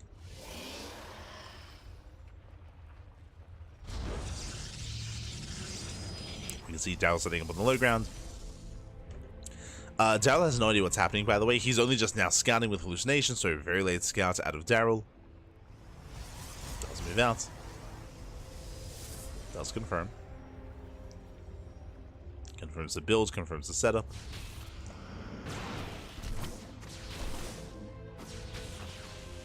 Nice hallucination here from Daryl. Does scare Peruano away. Does force him out. Not bad.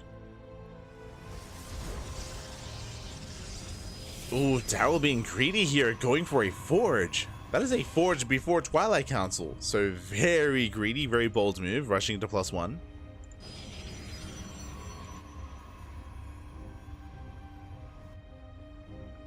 Gonna be able to rush into those upgrades. Oracle's on the way. There is thankfully a shield battery in the main.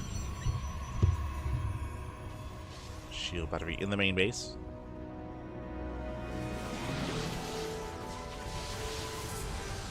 Oracle dives in, going for the stasis. Daryl, he does pull away, but not everything. He gets caught out. That's what, 5 probes getting caught in the stasis. Nice damage here by Peruano. Does pull away. Does pull out.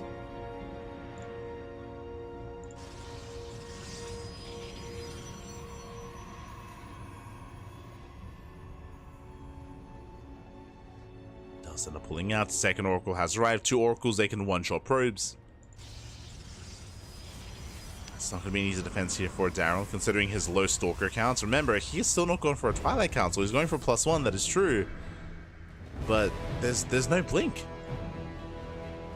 There's no blink. Going for the Robo, going for a mortal production, I would imagine, instead.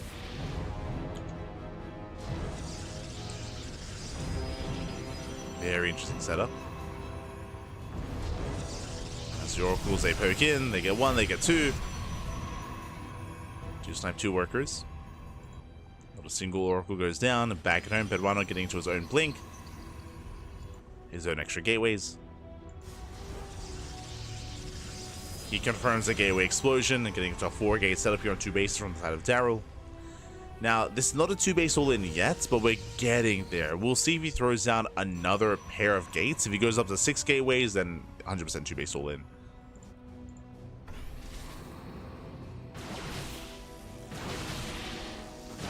Oh. Has a nice snipe on the sentry. Sentry goes down. Going for the pylon as well. As the Immortal is revealed. And I was curious to see if Daryl was just going to commit. But no, he's going for the Twilight Council. So he is thinking about Blink. It's just heavily delayed. Meanwhile, Peruano, as he's containing his opponent, takes the third. Takes a faster third base. Will have the better economy. Double Oracle into the natural. Gets one, gets 2 more probes. He scouts 2 more gates. Big scout. We spoke about this earlier. We said if we saw 2 more gates, 2-base all in. What do we see? 2 more gates, 2-base all in. So Daryl is going for the 2-base all in. Meanwhile, Peruano did take a 3rd base. Peruano, he has to be very careful moving forward. He has to make sure he doesn't be too greedy. He has to warp in and focus on that army production. Otherwise, he's going to be overwhelmed because this is not a 2-base 6-gate all in. It's going to be a 2-base 8-gate all in. Jesus, that's a lot of gateways. Going for the Forge, +1 is done. He's going to deny +2. Nice snipe. And the upgrades are a big factor here. That's the big advantage that Daryl has, that he will lose that advantage. I mean, he still at least has +1, but +2 is going to be heavily delayed. That was the timing he was going for, was +2. Stalkers, they commit a little bit too hard here. They don't quite get the Immortal.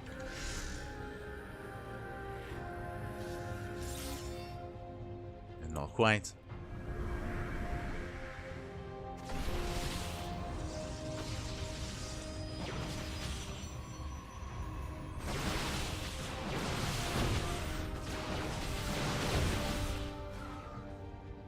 Lauderdale stands with the army.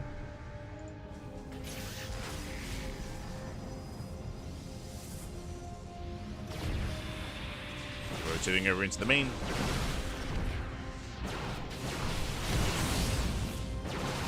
This Blink is going to be punished though, as he gets 1 Stalker and has to pull out, has to pull away. But he's just confirming the all-in is happening. Again, we're building up more Archons, more Immortals. That's going to be a very hefty Immortal counts, and Archons as well, a very beefy army. There's a lot of firepower here. Again, these stage traps are going to be crucial when it comes to defense, just slowing down the push, buying time for extra warp ins.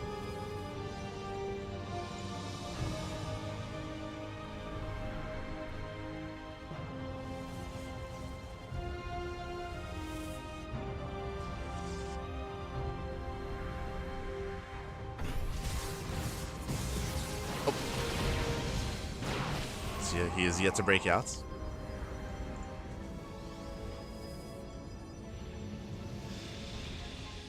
Daryl's still building up his forces. And again, he's still waiting for +2. Now we finally just break out, but the stasis does go up. Ooh, they get baited out there. No major connections. Not looking too bad here for Daryl. Does break out. It does push through. And again, it's all or nothing here. Daryl is a 100% all-in. We're bringing in more Archons, more Zealots. Let's push forward. He has 5 Archons and 3 Immortals. The Archons, he can shut down those Zealots. Meanwhile, the snipe. Ooh, Prism goes down. A nice snipe here from Peruano. Going for the tower. This I'm less certain of, as the tower is not going to go down. That's wasted DPS. Boys are being pulled. Probes are falling.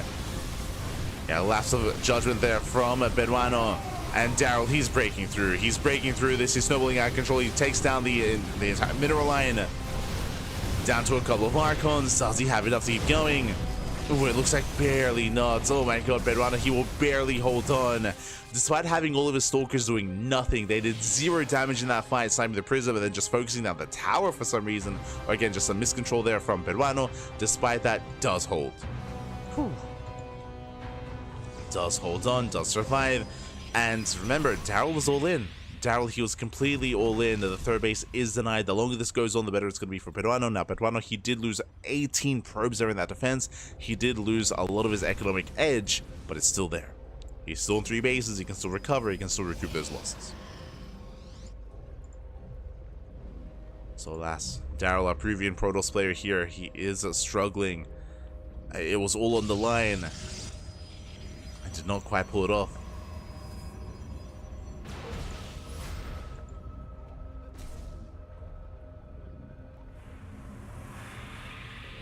Daryl, he does take his third. Trying to recover, trying to macro out of this. I mean, hey, he has +2, true. Does that +2? So I'll say, do hit the mineral line. Not bad, getting a lot of damage actually. Oh my god. Yeah, they do pop off. Getting into that mineral line, getting another, what, 33 worker kills in total. Now going back into the main. Peruano instead going for his own counterattack. Ooh, Daryl is not ready for this. Yeah, he needs more reinforcements, needs more warp pins. Now rises with another immortal. Nice target firing. Let's pull away.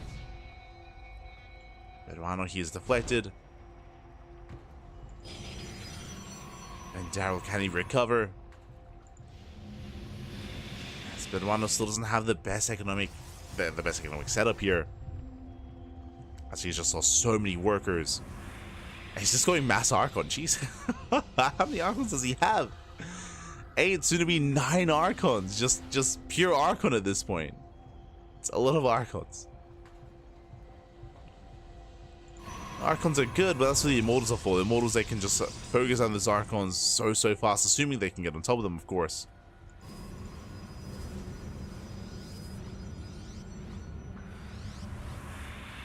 As Daryl needs his own Archons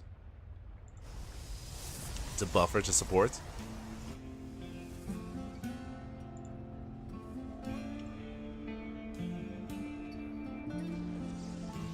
Peruano just massing up his army. Does move out.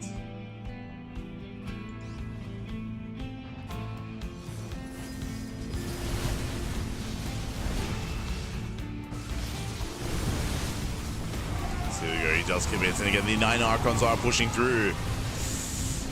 The Immortals have to kite back. They're staying at range. They do focus on one of the Archons. They get 2 Archons even. But again, he's running out of that buffer, running out of that support.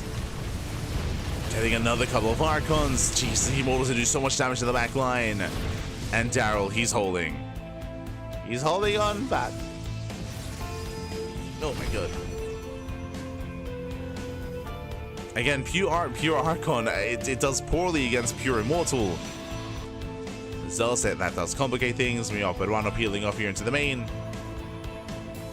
Daryl, for the first time in a long time, takes the supply lead. Spots the army, spots a rotation. Yes, respond. Archon jump into the mineral line. Gets 1 probe, gets 2. Not bad. 3 kills in total.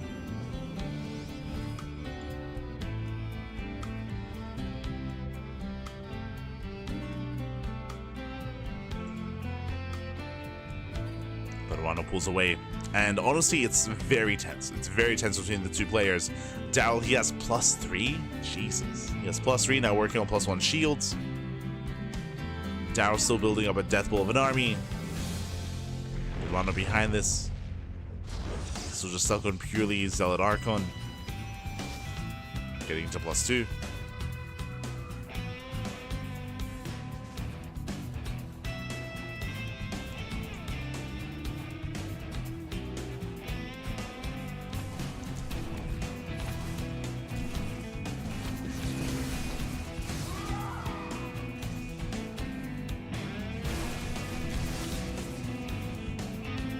Daryl was taking his 4th.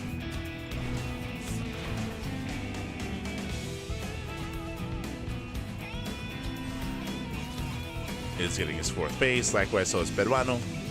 Both players are still building up.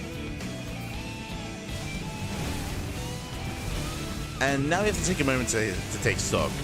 compare our armies, who do we favor here? Now, I'm still not in love with Peruano's composition. It looks like finally he has recognized that he is missing Immortal, so he's getting to his own Immortal production, but the Immortal production is very low here for Peruano. Archons are quite limited in what they're good at. They are amazing when it comes to tanking and focusing down Zealots. That's kind of all they're there for. So I do favor Darrow's composition currently. I appreciate that he's going into his own Blink, and with this can now reinforce with Mass Blink Stalker, which I think will fare better here against the army composition of Peruano. Peruano no longer has that greater economy, does have the 4th base getting up and running, but alas, so does his opponent. Ooh, this I do like though. Peruano, 2nd Robo, into Bay, into Disruptors. This is a greater form of tech than either player has right now, is Disruptors. Oh, Prism! Oh my god, Prism takes a lot of hits. Does get away. Does pull away in time. But if Peruano can buy enough time for Disruptors, then he can overwhelm his opponent. But Darryl is already moving out. He's not giving him that time. Oh, a little bit premature though. Runs into the army. Again, Darryl is not quite ready. And with his reinforcements, takes down the Prism. Prism goes down. Better concave here for Darryl. Yeah, Peruano pushing down into the concave. Yeah, much better engaged here. The Immortals, they just go to town on these Archons. Very nice arc. Peruano bleeding out far too much here, and Darryl, he's going to make a series out of this. Had a very rough game 1, but here in game 2, he pulls off the initial 2-base all-in, eventually forced to expand, forced to take another base, but alas, he did preserve his army, did preserve it, and did trade well enough, and GG gets called. Darryl ties up the series. We are going to the ace match. Ooh, GG. Oh. GG, well played. So you just have to papi, see. We're going to the ace match. Really the only way this could end here between these two players, as game 3 is going to be on Amygdala. Let's go. Let us go. So we are making our way into the ace match.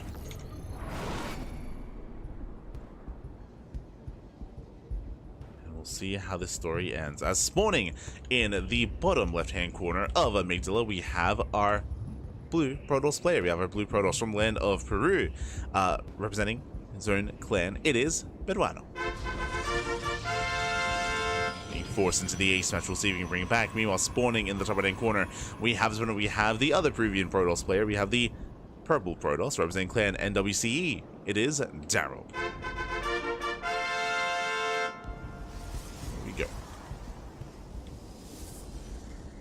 We go.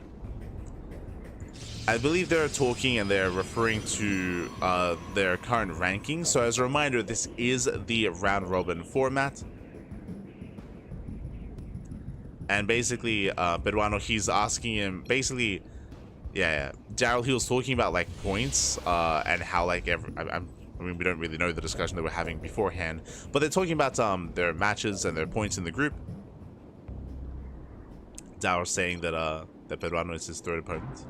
Oh no, Darryl. He's saying that he only has 1 point right now, and I guess last game was his 1st point. Let's go, let's go. So yeah, they're both discussing like their current standings in the groups.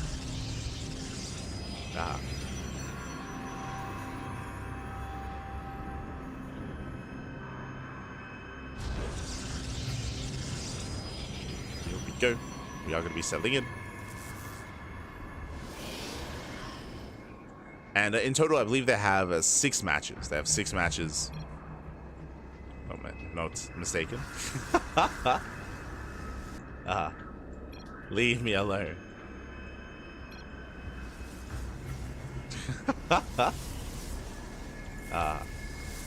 They'll keep you humble, man. Keep you humble. For now, though. For now, we are going to be settling in. For now, we have our 2-gate opener out of Darryl. Meanwhile, once again, gate into Cybercore here from Peruano. Oh, sorry, into Stargate. So Peruano, he's gone for the same opener every game. Every game so far, Gate, Cyber, Stargate into expansion. Game 1, Game 2, now Game 3 as well. The pressure's on Darryl to try to punish this. To attempt to. So far, Darryl opening up 2-gate. Daryl, he did not probe scouts, bear that in mind. And we are also loading into Omidla, one of the larger maps in the map pool. Does go for the expansion instead. So 2 gates into Nexus. We are building up towards that mid game. Let's go.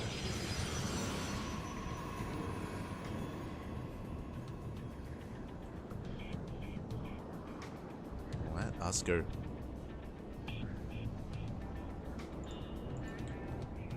So players are fanning out. Hallucination from Daryl will just confirm.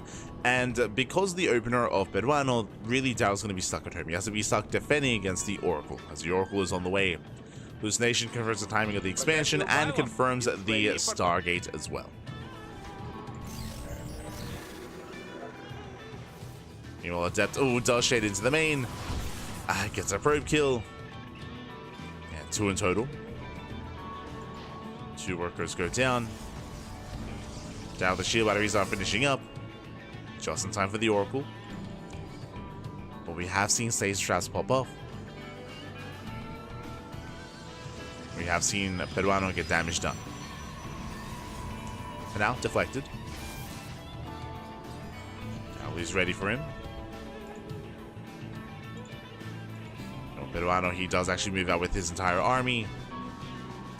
Reinforces with more Stalkers, more Zealots. Second Oracle's on the way. Throws out another gate. So getting up to a 3 gates. Sorry, that's the second gateway. So 2 gates set up into Blink. This Blink has begun. Daryl does commit to the shade. That means the Natural's exposed. Stalkers poke in. They force the Stalkers to react. That does create an opening. Oracle into the main. But there are hallucinated Stalkers to defend. Let's go. Daryl, he's been using hallucinations quite a bit this series. I didn't quite point it out, but we also saw them come into play in Game 1 and in Game 2. It's a great effect. Just to bluff and just to scare his opponent. If Peruano, if he knew it was double sentry, most likely he would have just committed with a stasis trap anyway. Committed to that stasis. Meanwhile, Daryl, I had just made the assumption that he was going to be opening up Blink as well, but no, it's going to be a Robo opener into a Prism instead. Interesting. Robo openers are usually a little bit safer just because they allow you to make immortals early on and also tech up potentially. So yeah, this is I would still stand by and call this a safer opener out of Daryl, as this is going to heavily delay something like Blink. Now moving out. Making his way across the map. Peruano setting up his own proxy. Building up his Stalkers. He's on how many gates? He's on 3 so far, about to be 4. So 4 gate Blink out of Peruano.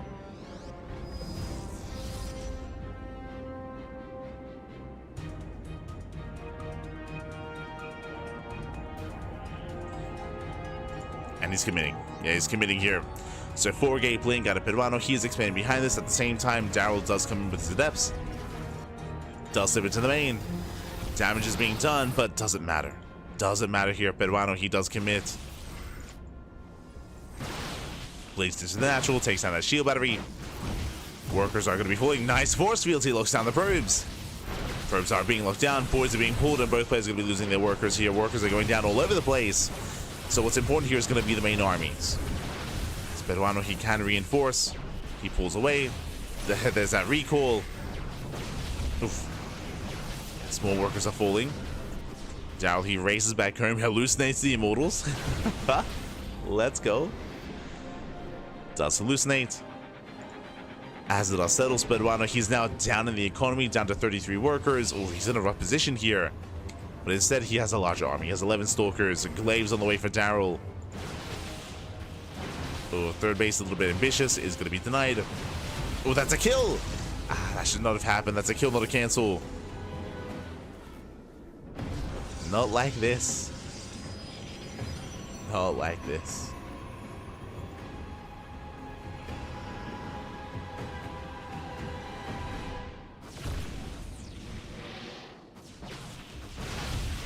The soldiers do rotate. Diving into the main.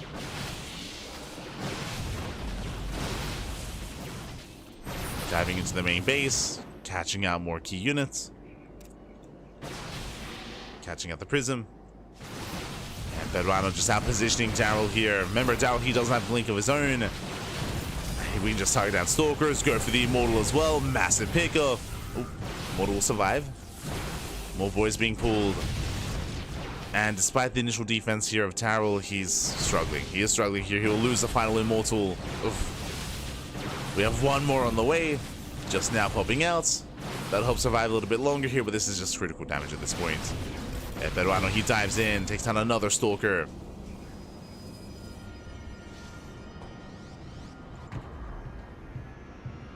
Peruano still does reinforce. Still rallying across the map.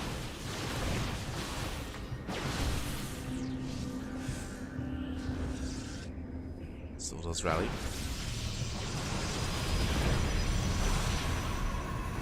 We're setting up so many station traps as well. I doubt he just can't move freely in his own expansion, in his own base.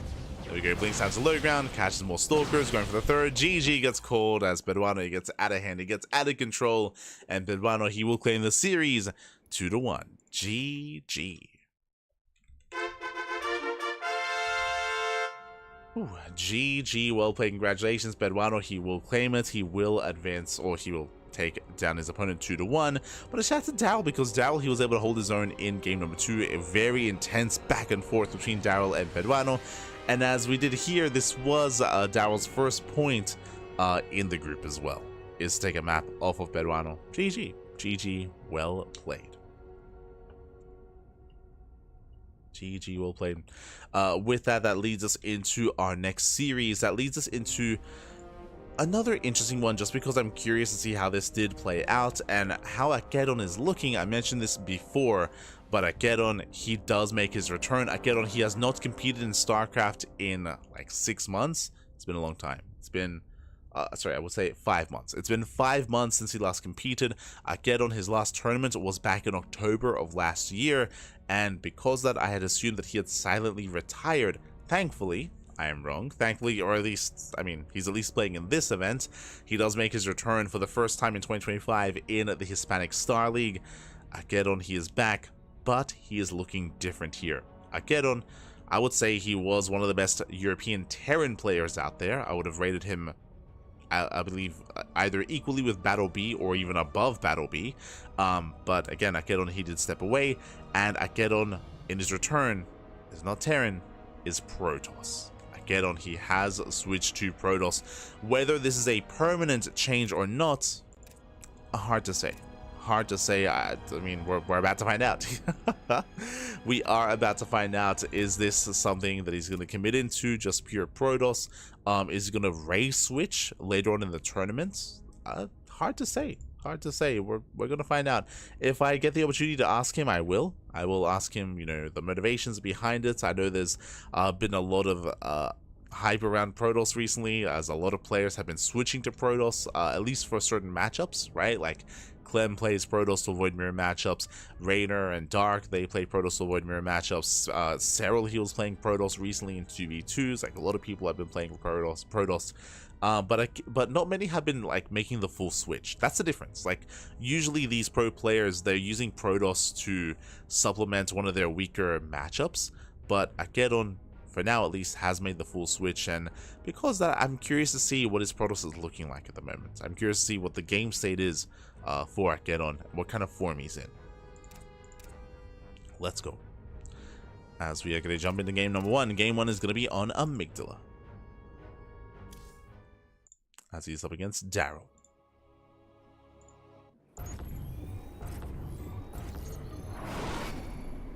And spawning in the top right-hand corner of Amygdala, we have our Peruvian Protoss player. We have our purple Protoss. It is Daryl. And spawning in the bottom left-hand corner, we have our green Protoss player, usually Terran, but here he is rocking Protoss from the land of Spain. It is AqueroN. Here we go.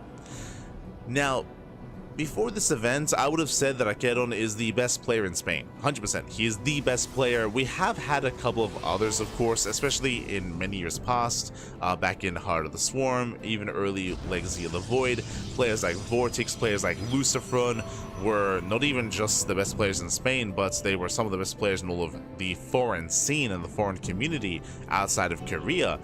They were the best of the best. In more recent years, AqueroN, he's a younger player. He did rise through the ranks. I'm thinking of another player that starts with M. Does anyone remember? There's a player that starts with M. Am I thinking of... Not like Magnificence. Hold on, I have to look this up. It's on the tip of my tongue. Starts with M. I'll check Wikipedia here, but there was another player that is... Majestic, that's it. Gotcha. I was close. I was thinking Magnificent, Majestic. It's close enough, but Majestic, I would have said, was kind of at the top of the Spanish region for a time after the retirement of Vortex and Luciferon. I'm thinking of Botvinnik. True, Botvinnik. Actually, it's been a while since Botvinnik has competed as well, right? It's like, when I think of like the top Spanish players, I think after Vortex and Luciferon, I think Botvinnik, I think Majestic, I think Solier, right? Solier was another popular one as well. But a lot of the Spanish players have retired over time. They have retired, they have stepped away.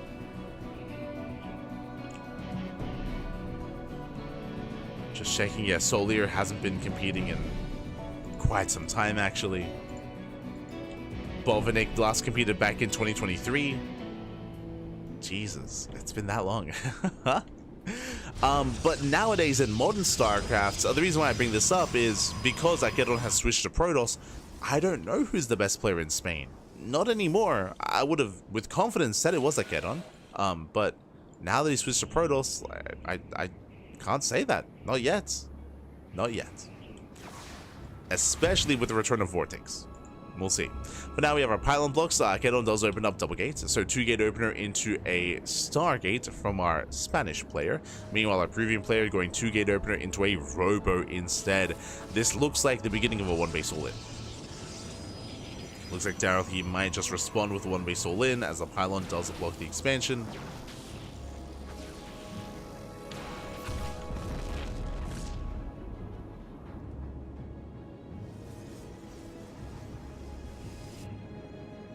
Here we go. Adepts, they do threaten a shade. Daryl does wall off.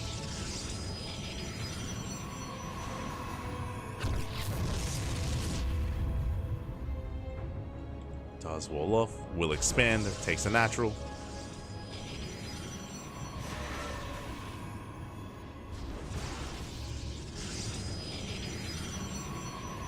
So far, Daryl, he is keeping up.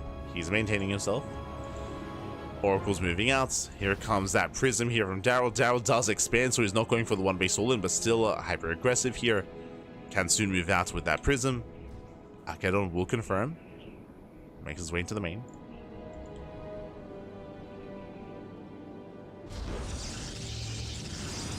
Here we go.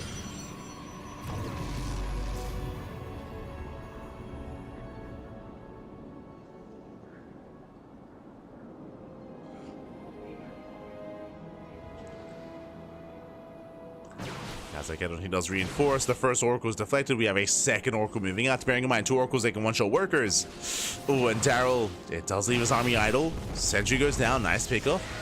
Takes out a sentry. AqueroN pulls away. Keeping the army distracted. And while AqueroN distracts, here come the Oracles. Now, there's no shield battery. There's no shield battery in the main base. Workers are going to be one-shot. They're going to be going down one after the other.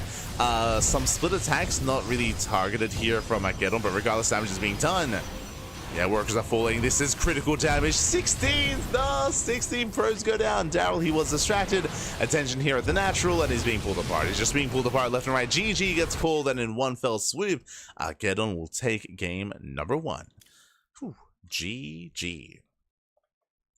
Does take the first game. Again, Daryl, unfortunately, his attention was split. He was distracted, and in that moment of, again, distraction, he was just pulled apart left and right. You cannot make these mistakes here, not even against a player like AqueroN. even off racing as Protoss, or even main racing as Protoss. Cannot afford that. With that, AqueroN does take a lead, and we'll see if Daryl can make a series out of this. We're going to be jumping into game number 2. Game number 2 is going to be here on King's Cove. Let's go. Jumping into game 2. Featuring this map for the first time tonight, a much larger map in the map pool. And because it's much larger, we may be able to embrace a longer game. And spawning in the bottom right hand corner of King's Cove, we have the Peruvian Protoss player, the purple Protoss. It is Daryl. And spawning in the top left hand corner, we have his opponents. We have the green Protoss player, the green Protoss himself from land of Spain. It is AqueroN. No Filipino players in HSL. I mean, I don't think I would count Filipino as Spanish speaking necessarily. It's similar. It's similar, I suppose. Like, there are some shared words. Like, I can hear two Filipinos speaking to each other, and I can like kind of like with context clues like guess like as to what's happening in the conversation. But yeah, not quite Spanish. Not quite. It's, in a way, it's like, it's similar to Spanish as to what's like, I don't know, like Portuguese is to Spanish, which is like, or like Italian is to Spanish, which is like similar. I mean, actually, I would say I understand Italian more than I understand Filipino. True. True. Is that close enough? Can we get Baby Marine in here? Can we?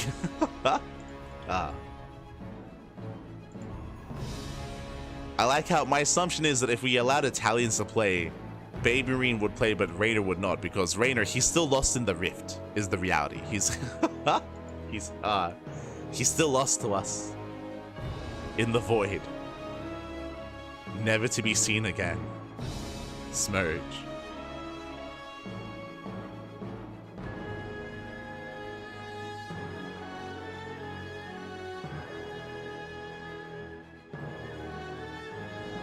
Can't get Avery, but I'm here. Not any better. Ah, no. Este miro. For now, though, gonna be opening up. We do have our initial economic opener out of Daryl, going for Gate, Cyber into Expansion. So economic start here, greedy build from our purple Protoss. Meanwhile, across the map, AqueroN does go for a 2-gate opener into Expansion. A more standard opener out of AqueroN. More greedy build here by Daryl. Once again, though, Daryl, he opens up into a Robo. Now, this is, once again, I would say a very safe way to play this out as a follow-up. It does mean that if AqueroN were to go for a 1-base all-in, then Daryl can respond with safety Immortal production. Checking his vision, that's a reason for it, Daryl did not probe scout. So no probe scout, so Daryl, he's playing blind. He's playing blind, which is why he's, blindly opening up more defensively. Hallucination moves out, and now he will confirm the opener, the build of choice. Hallucination confirms the expansion. Now Daryl knows he is safe. Likewise, AqueroN also scouts across the map. Here we go.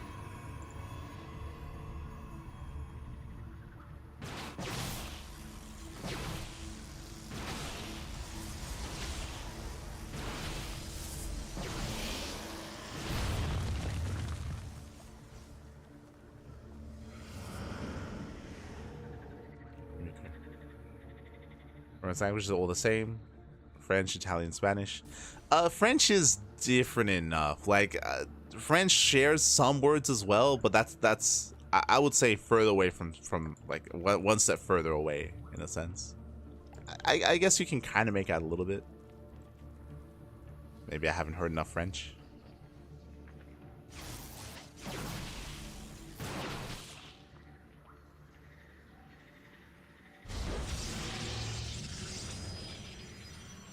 I remember taking Italian in high school and being like a Spanish speaker. Easy A's, mate. It was it's just the same. It was let's go. We cheated, man. We cheated. Whole Spanish. As we do have Dal moving out, does confirm the third. I mean, again, I should reiterate this, as we mentioned at the start of the game, here on King's Cove, larger map, right? This is one of the largest maps in the map pool, so as opposed to what just happened in game one, which was hyper aggressive, we do expect not just economic openers, but mid-game, right? We expect mid-game, maybe even some late game. I'm getting ahead of myself there though, but both players should be working towards their third expansions. Daryl, unfortunately, he does scout the third, but he has yet to respond with his own. He throws out extra gates instead. Ooh, we've seen this before. This actually looked quite reminiscent here to the game that we saw in Ultra Love between Daryl and Bedwano, where Daryl did go for a 2-base all-in. But I'll be honest, I'm not too fond of the idea of going 2-base all-in on King's Cove. I mean, there's a reason why AqueroN feels safe enough to expand. This is a very large map. And there we go, more gates. Yep, we have confirmation, 2-base all-in. 2-base all-in, we're getting up to 6 gates here already, working towards +1, early +1, into Immortal production, into Archons. So this is the same build, but on Ultra Love, the rush distance is so short, you can go from side to side, from end to end without too much issue here and punish a player. Here, AqueroN has so much time to respond and to even counterattack. Blink is done. Blink is done. AqueroN can dive into the main. Here we go. Does dive in, gets into the mineral line. It's going to be 1, 2 probes going to be going down. AqueroN likewise going for the natural. Once again, multitasking the hell out of just pulling Daryl apart. Out multitasking him. We saw this in game 1. We're seeing this here in game number 2. That's going to be 5 dead workers. Daryl having a hard time keeping up. 7 probes falling.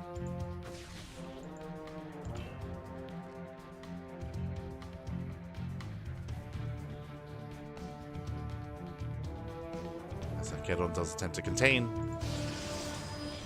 Will slow Daryl down. Behind this, getting to his own gateway setup into charge, into +1. AqueroN building up back at home. Keeping his army active here, just containing his opponents. Making sure he spots any kind of move out. There it is. Waiting for +2.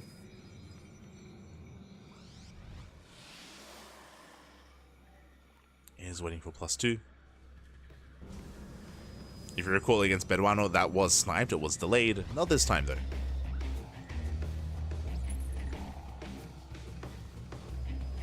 Daryl, he can commit.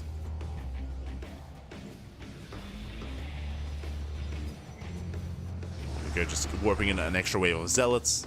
Prism has arrived. And now it should be time to break out. So it's back to the army. There we go, activates the rest of his forces. And you can see as Daryl's getting ready for his push, we have a massive zealot round by coming in towards that natural. Is on the way. Daryl is going to commit.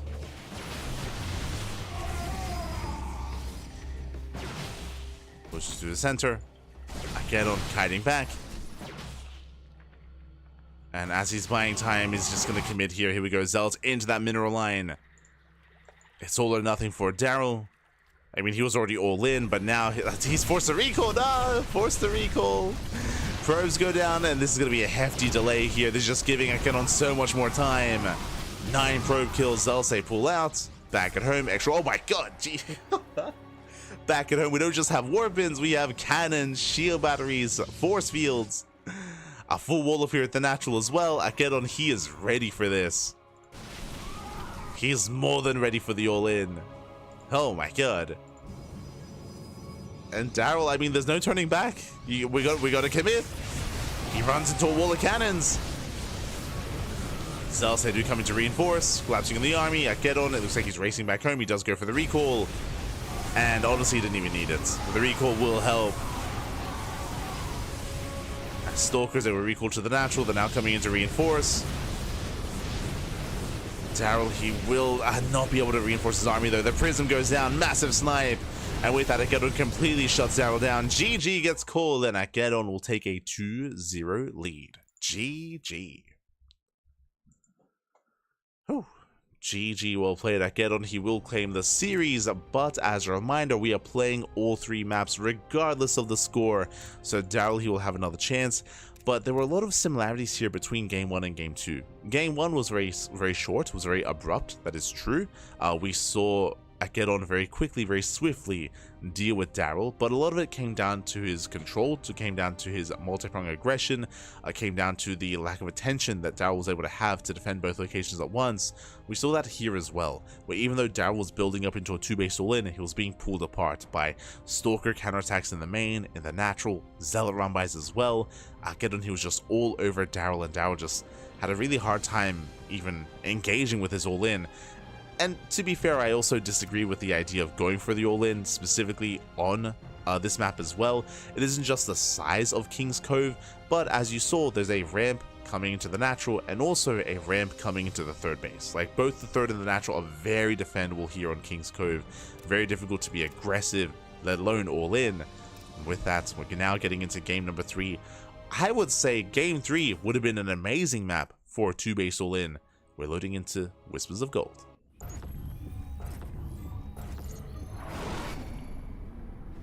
Here we go. And spawning in the bottom right hand corner of Whispers of Gold, we have the Peruvian Protoss player. We have the Purple Protoss representing clan NWCE. It is Daryl. And spawning in the top left hand corner, we have his opponents. We have the Spanish Protoss player, the Green Protoss. Used to be Terran, now has embraced his inner self. There's no hiding it anymore. He is Protoss, he is AqueroN. He was always Protoss. Aye. See, unlike Clem and unlike Raynor, who they're coping, like Clem is like, oh no, I'm Terran, guys. Really, I am. Nah. The mask is off. Just Protoss. Clem will get there eventually. Same with Raynor. It all starts with just one matchup, and then it just persists, it overwhelms, and it just takes over everything. No. Then they'll go full AqueroN. Until then, 2-gate opener. 2-gate opener out of Daryl, likewise 2-gate opener out of AqueroN as well.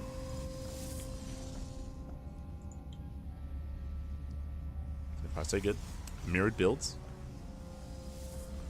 And welcome one and all to Whispers of Gold, again on a smaller map like this, especially as opposed to some of the defensive features on King's Cove. There is no ramp coming into the natural, there's no ramp coming into the 3rd, there is a wide ramp coming into the triangular 3rd base with rocks that you can knock down. Like, all-ins in general hit so much harder on this map. This is where I would have loved to have seen Daryl embrace that build, but now he's already revealed his hand in the previous game, and now there's just a lower chance that it's going to work.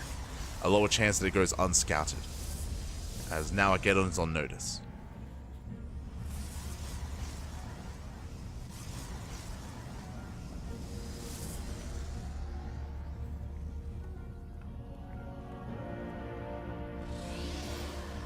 Is on notice.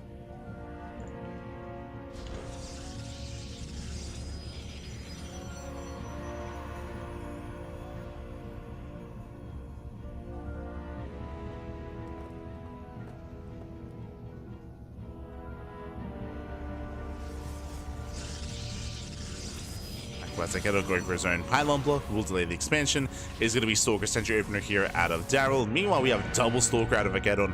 Not just double Stalker. Do you see what I see? I see a 3rd and 4th Stalker on the way. AqueroN, he's committing. He does commit. Hyper aggression out of AqueroN. Will rally across the map. He will still expand behind this, but an aggressive start here from our Green Protoss player nonetheless. Meanwhile, we do have once again another Robo opener out of Daryl. Robo behind the mineral line. Stalkers have arrived. And the shield battery is going to be cancelled. Shouldn't be killed. Shouldn't be killed. Oh, that's... Whew. Thankfully, it canceled just in time. Aye. Does cancel.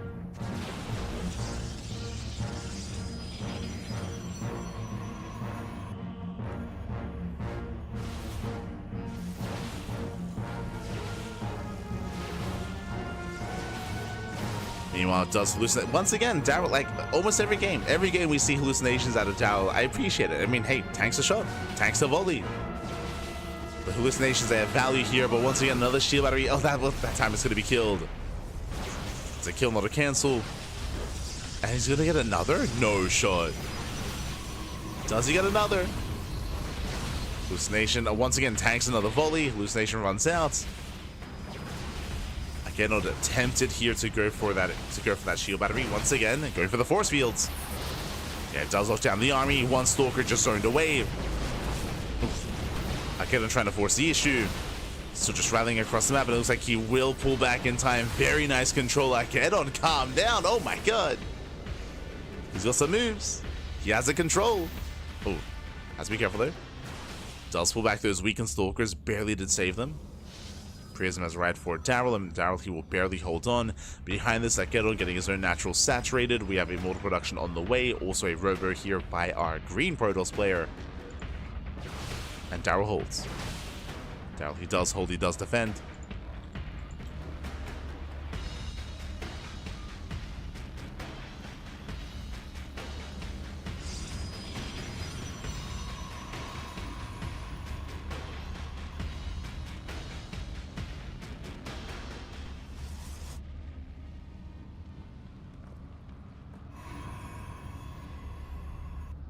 Does hold. Likewise, Daryl moving out with his own drop. I mean, he has to do something across the map. Well, players just calm down, they build up. We had an intense early game, but now we can embrace something a little bit longer.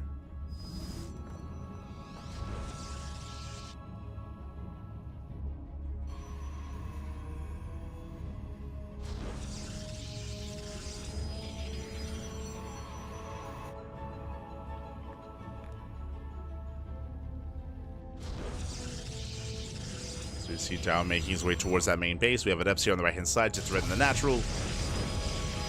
AqueroN, he doesn't expand, he throws down 2 more gates. Throws down 2 more gateways. Still playing very safe, building up on 2 bases. I mean, we spoke earlier about the size of the map, how small Wisps of Gold is. So unlike on King's Cove, where AqueroN took a faster 3rd base, we don't see that here at all. Instead, we have 2 base play from AqueroN, getting up to 4 gateways. Meanwhile, it's Daryl instead who's the one who expands off of a 2-gate setup. So very greedy here from Daryl. Daryl's going to be the defender, setting up extra shield batteries, extra pylons, and soon AqueroN's going to push. We're just waiting for that prism. War Prism is on the way, and he can move out.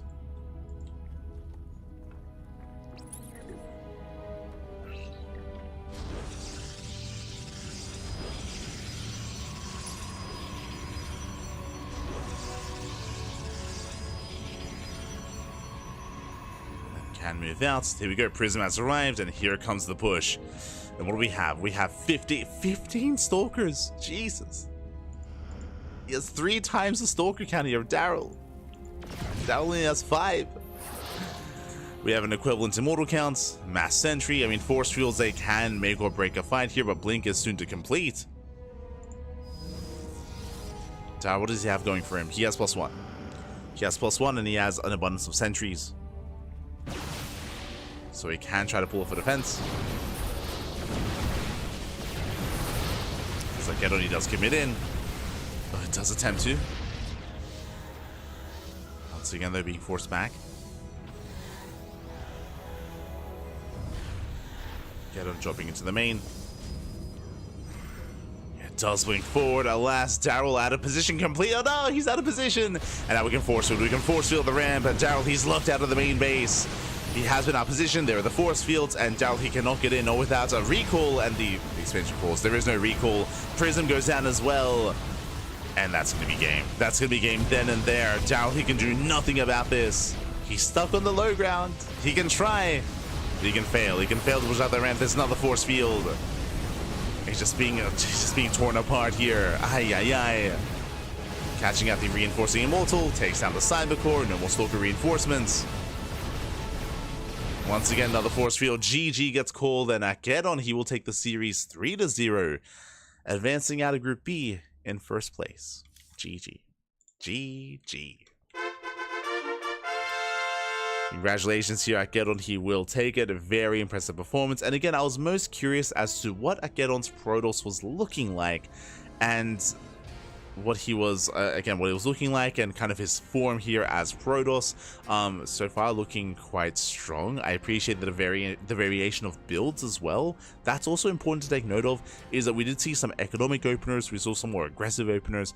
AqueroN clearly, like, he is a little bit more well versed with his Protoss. He isn't just stuck to like one build or one playstyle, which is something that does happen from time to time when a player first does attempt to play another race. But AqueroN, no, he is looking quite solid here, and with that, does claim the series. GG. GG well played. As I do have to update our scoreline, my apologies.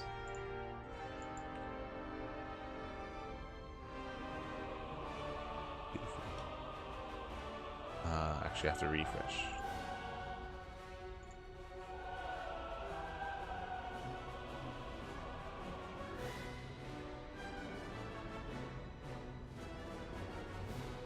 There, oh, there we go. It's slowly updating. Yeah, with that, we are going to be wrapping up our Group B highlights. Hold on, this is a little bit slow for some reason. What if I do this? Yeah, beautiful. So again, AqueroN does take down Daryl 3-0, and it was Peruano who took down Daryl 2-1 as well. Do apologize for some of the delayed results updating there, but we'll fix that up momentarily. Again, there were a lot of matches that did occur in Group B as well. By some other more unknown players, we had Havertz, which is a Bolivian Zerg player. We had Albert, which is a Spanish Terran, and of course Daryl, Peruano, and AqueroN. Honestly, I would have loved to have seen Peruano versus AqueroN. They actually had a back and forth. AqueroN did win the series 2-1 over Peruano. I'm spoiling this just because I don't have the replays. This is a replay cast, and players did submit their matches, but I don't have the replays of AqueroN versus Peruano. Otherwise, I would have jumped on that. I would have jumped on that series. I would have loved to have seen them face off against each other. I would have loved to have seen how Peruano brought AqueroN down, and I feel like there would have been a better insight as to the state of play of AqueroN, but I don't have those matches. Unfortunately, I do not have those matches. Regardless, Group B did conclude, and both AqueroN and Peruano did make it out in first and second place, respectively. So they did make it out of Group B. Likewise, SpeCial and Fairy Spitter did make it out of Group A. And tomorrow we're going to be back with Group C. Now, Group C, we're going to be featuring a little bit more of the group. We have players like Chem, Zions, Boreal, Temi, and Ares. So a lot more notables in Group C. Group D has Mute, Luciano, Bombilla, Tanihos, and Lillian Luna as well. Again, I was shocked to see Bombilla. Bombilla, I have not seen him play in a very long time. Actually, hold on. Let's check his Wikipedia. Now, as to hazard a guess, I would assume that Bombilla, he last played like in 2022. Yeah, there it is, 2022. That was the last time. How do we know, Pat? How do we know? That was the last time he competed, so it's been years. It's been so many years since Bombilla was last competing. And I don't even know if I want to count this, because apparently he played only in one tournament in 2022. Really, before that, he was last really active in 2021, competing in La Llama Dorada, which was an event that we actually hosted. Fun fact, we actually ran that event, La Llama Dorada, and Taco Cup number 6. So it's been a long time, very long time since Bombilla was an active competitor. So yeah, I look forward to seeing him again. It's been many years. Luciano, good friend, near and dear to our hearts. Mute, of course, another up and coming, more modern player is what I will say. He's been very active as of late.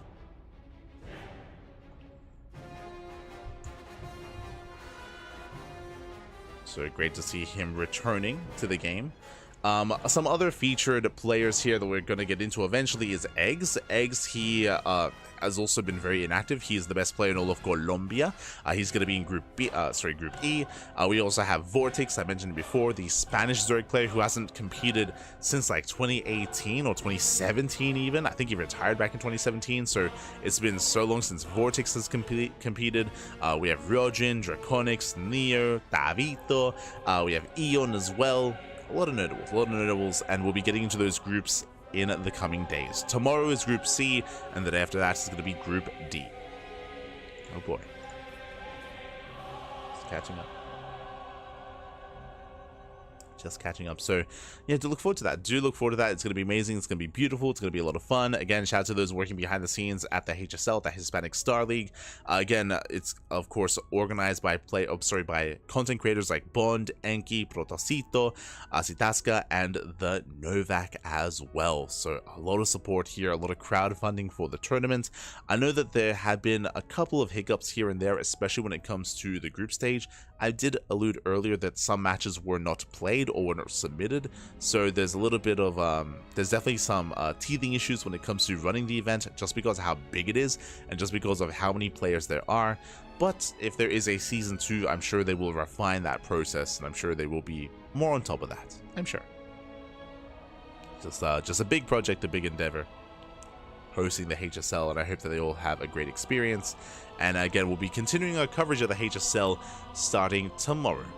Meanwhile, when it comes to the rest of our content, when it comes to the rest of our broadcasts here, we're here on Wednesday. We just wrapped up with our first HSL broadcast.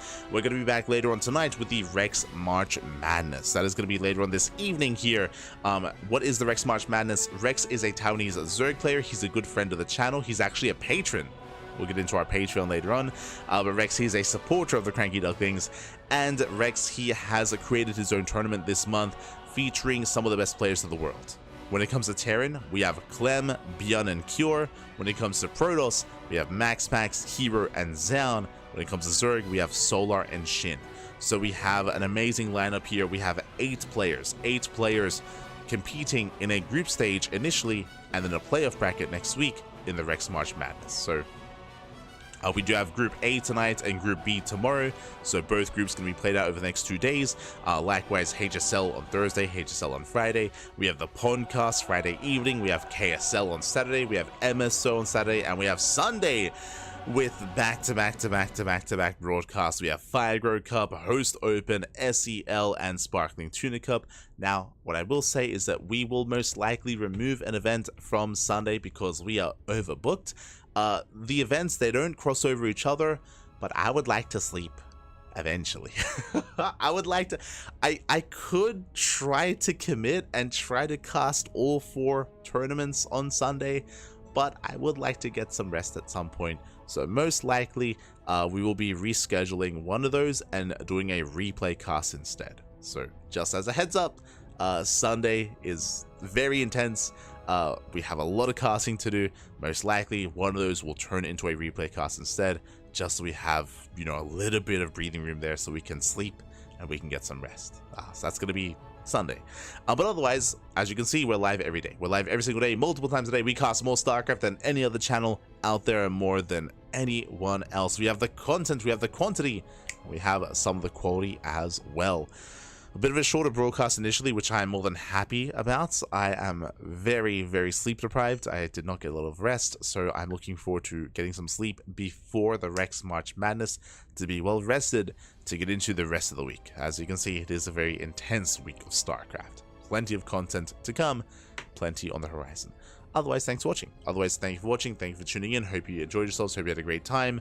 Again, when it comes to viewer replays, because I'm sure someone is asking about that, as the Hyper One. Currently, I am looking at. Technically, I could try to do it right now, but I do want to get some sleep before the Rex March Madness. Most likely, viewer replay cast after KSL. I'm looking at KSL, and Kuro, of course, usually casts MSO, so I do see a window there where I can do a viewer replay cast after KSL. That is going to be the go-to, unless HSL on Friday is shorter, and even HSL tomorrow. But if the HSL broadcasts are a little bit shorter, then I can jump into some viewer replays. I didn't say anything. Nah, it was all implied. So soon TM is the answer to viewer replay cast. Soon TM, Pappy, soon TM. Otherwise, I'm gonna go and get some rest. I'm gonna calm things down. If you want to help support the CranKy Ducklings, bam, you can do so via Patreon. You can see the Patreon just underneath the graphic. We actually have to update that, I believe, as we did get a recent boosted addition to our Patreon. So thank you so much to all of our supporters. Thank you so much to all of our patrons. Our Patreon is completely funding our online tournaments, events, like this, like Sea Duckling Open, Sparkling Tuna Cup, and Master Swan Open as well. We do host 3 events on a regular basis, and the Patreon does fund them, does support them, does grow them as well, so you can help grow the community, you can help grow the StarCraft scene via Patreon if you wish. So thank you so much to all of our supporters. Otherwise, we are going to be wrapping up here for the morning, and again, we're going to be back later on this evening in 8 hours. We're going to be back in 8 hours time with the Rex March Madness. That is the plan. Ooh, that's our schedule for the week.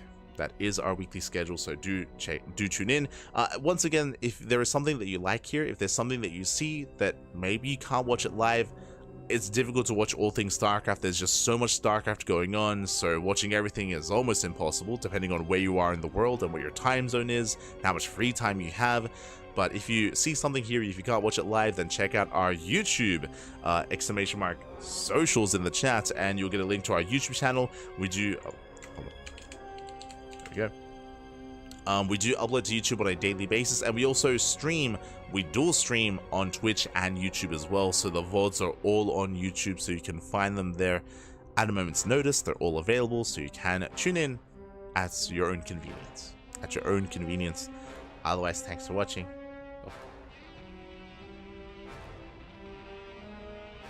Here we go. Thanks for watching, thanks for the support, and I'm gonna go get some sleep. I'm gonna go pass out. Have a great day, have a great week as well. Thank you for watching. Take care of yourselves, drink plenty of water, hydrate your hydras, stretch your roaches, massage your marines, and we'll see you guys tomorrow or whenever you happen to tune in throughout the week for some more StarCraft. See you next time. Until then, hasta luego. Ciao, papi, ciao. Hasta luego.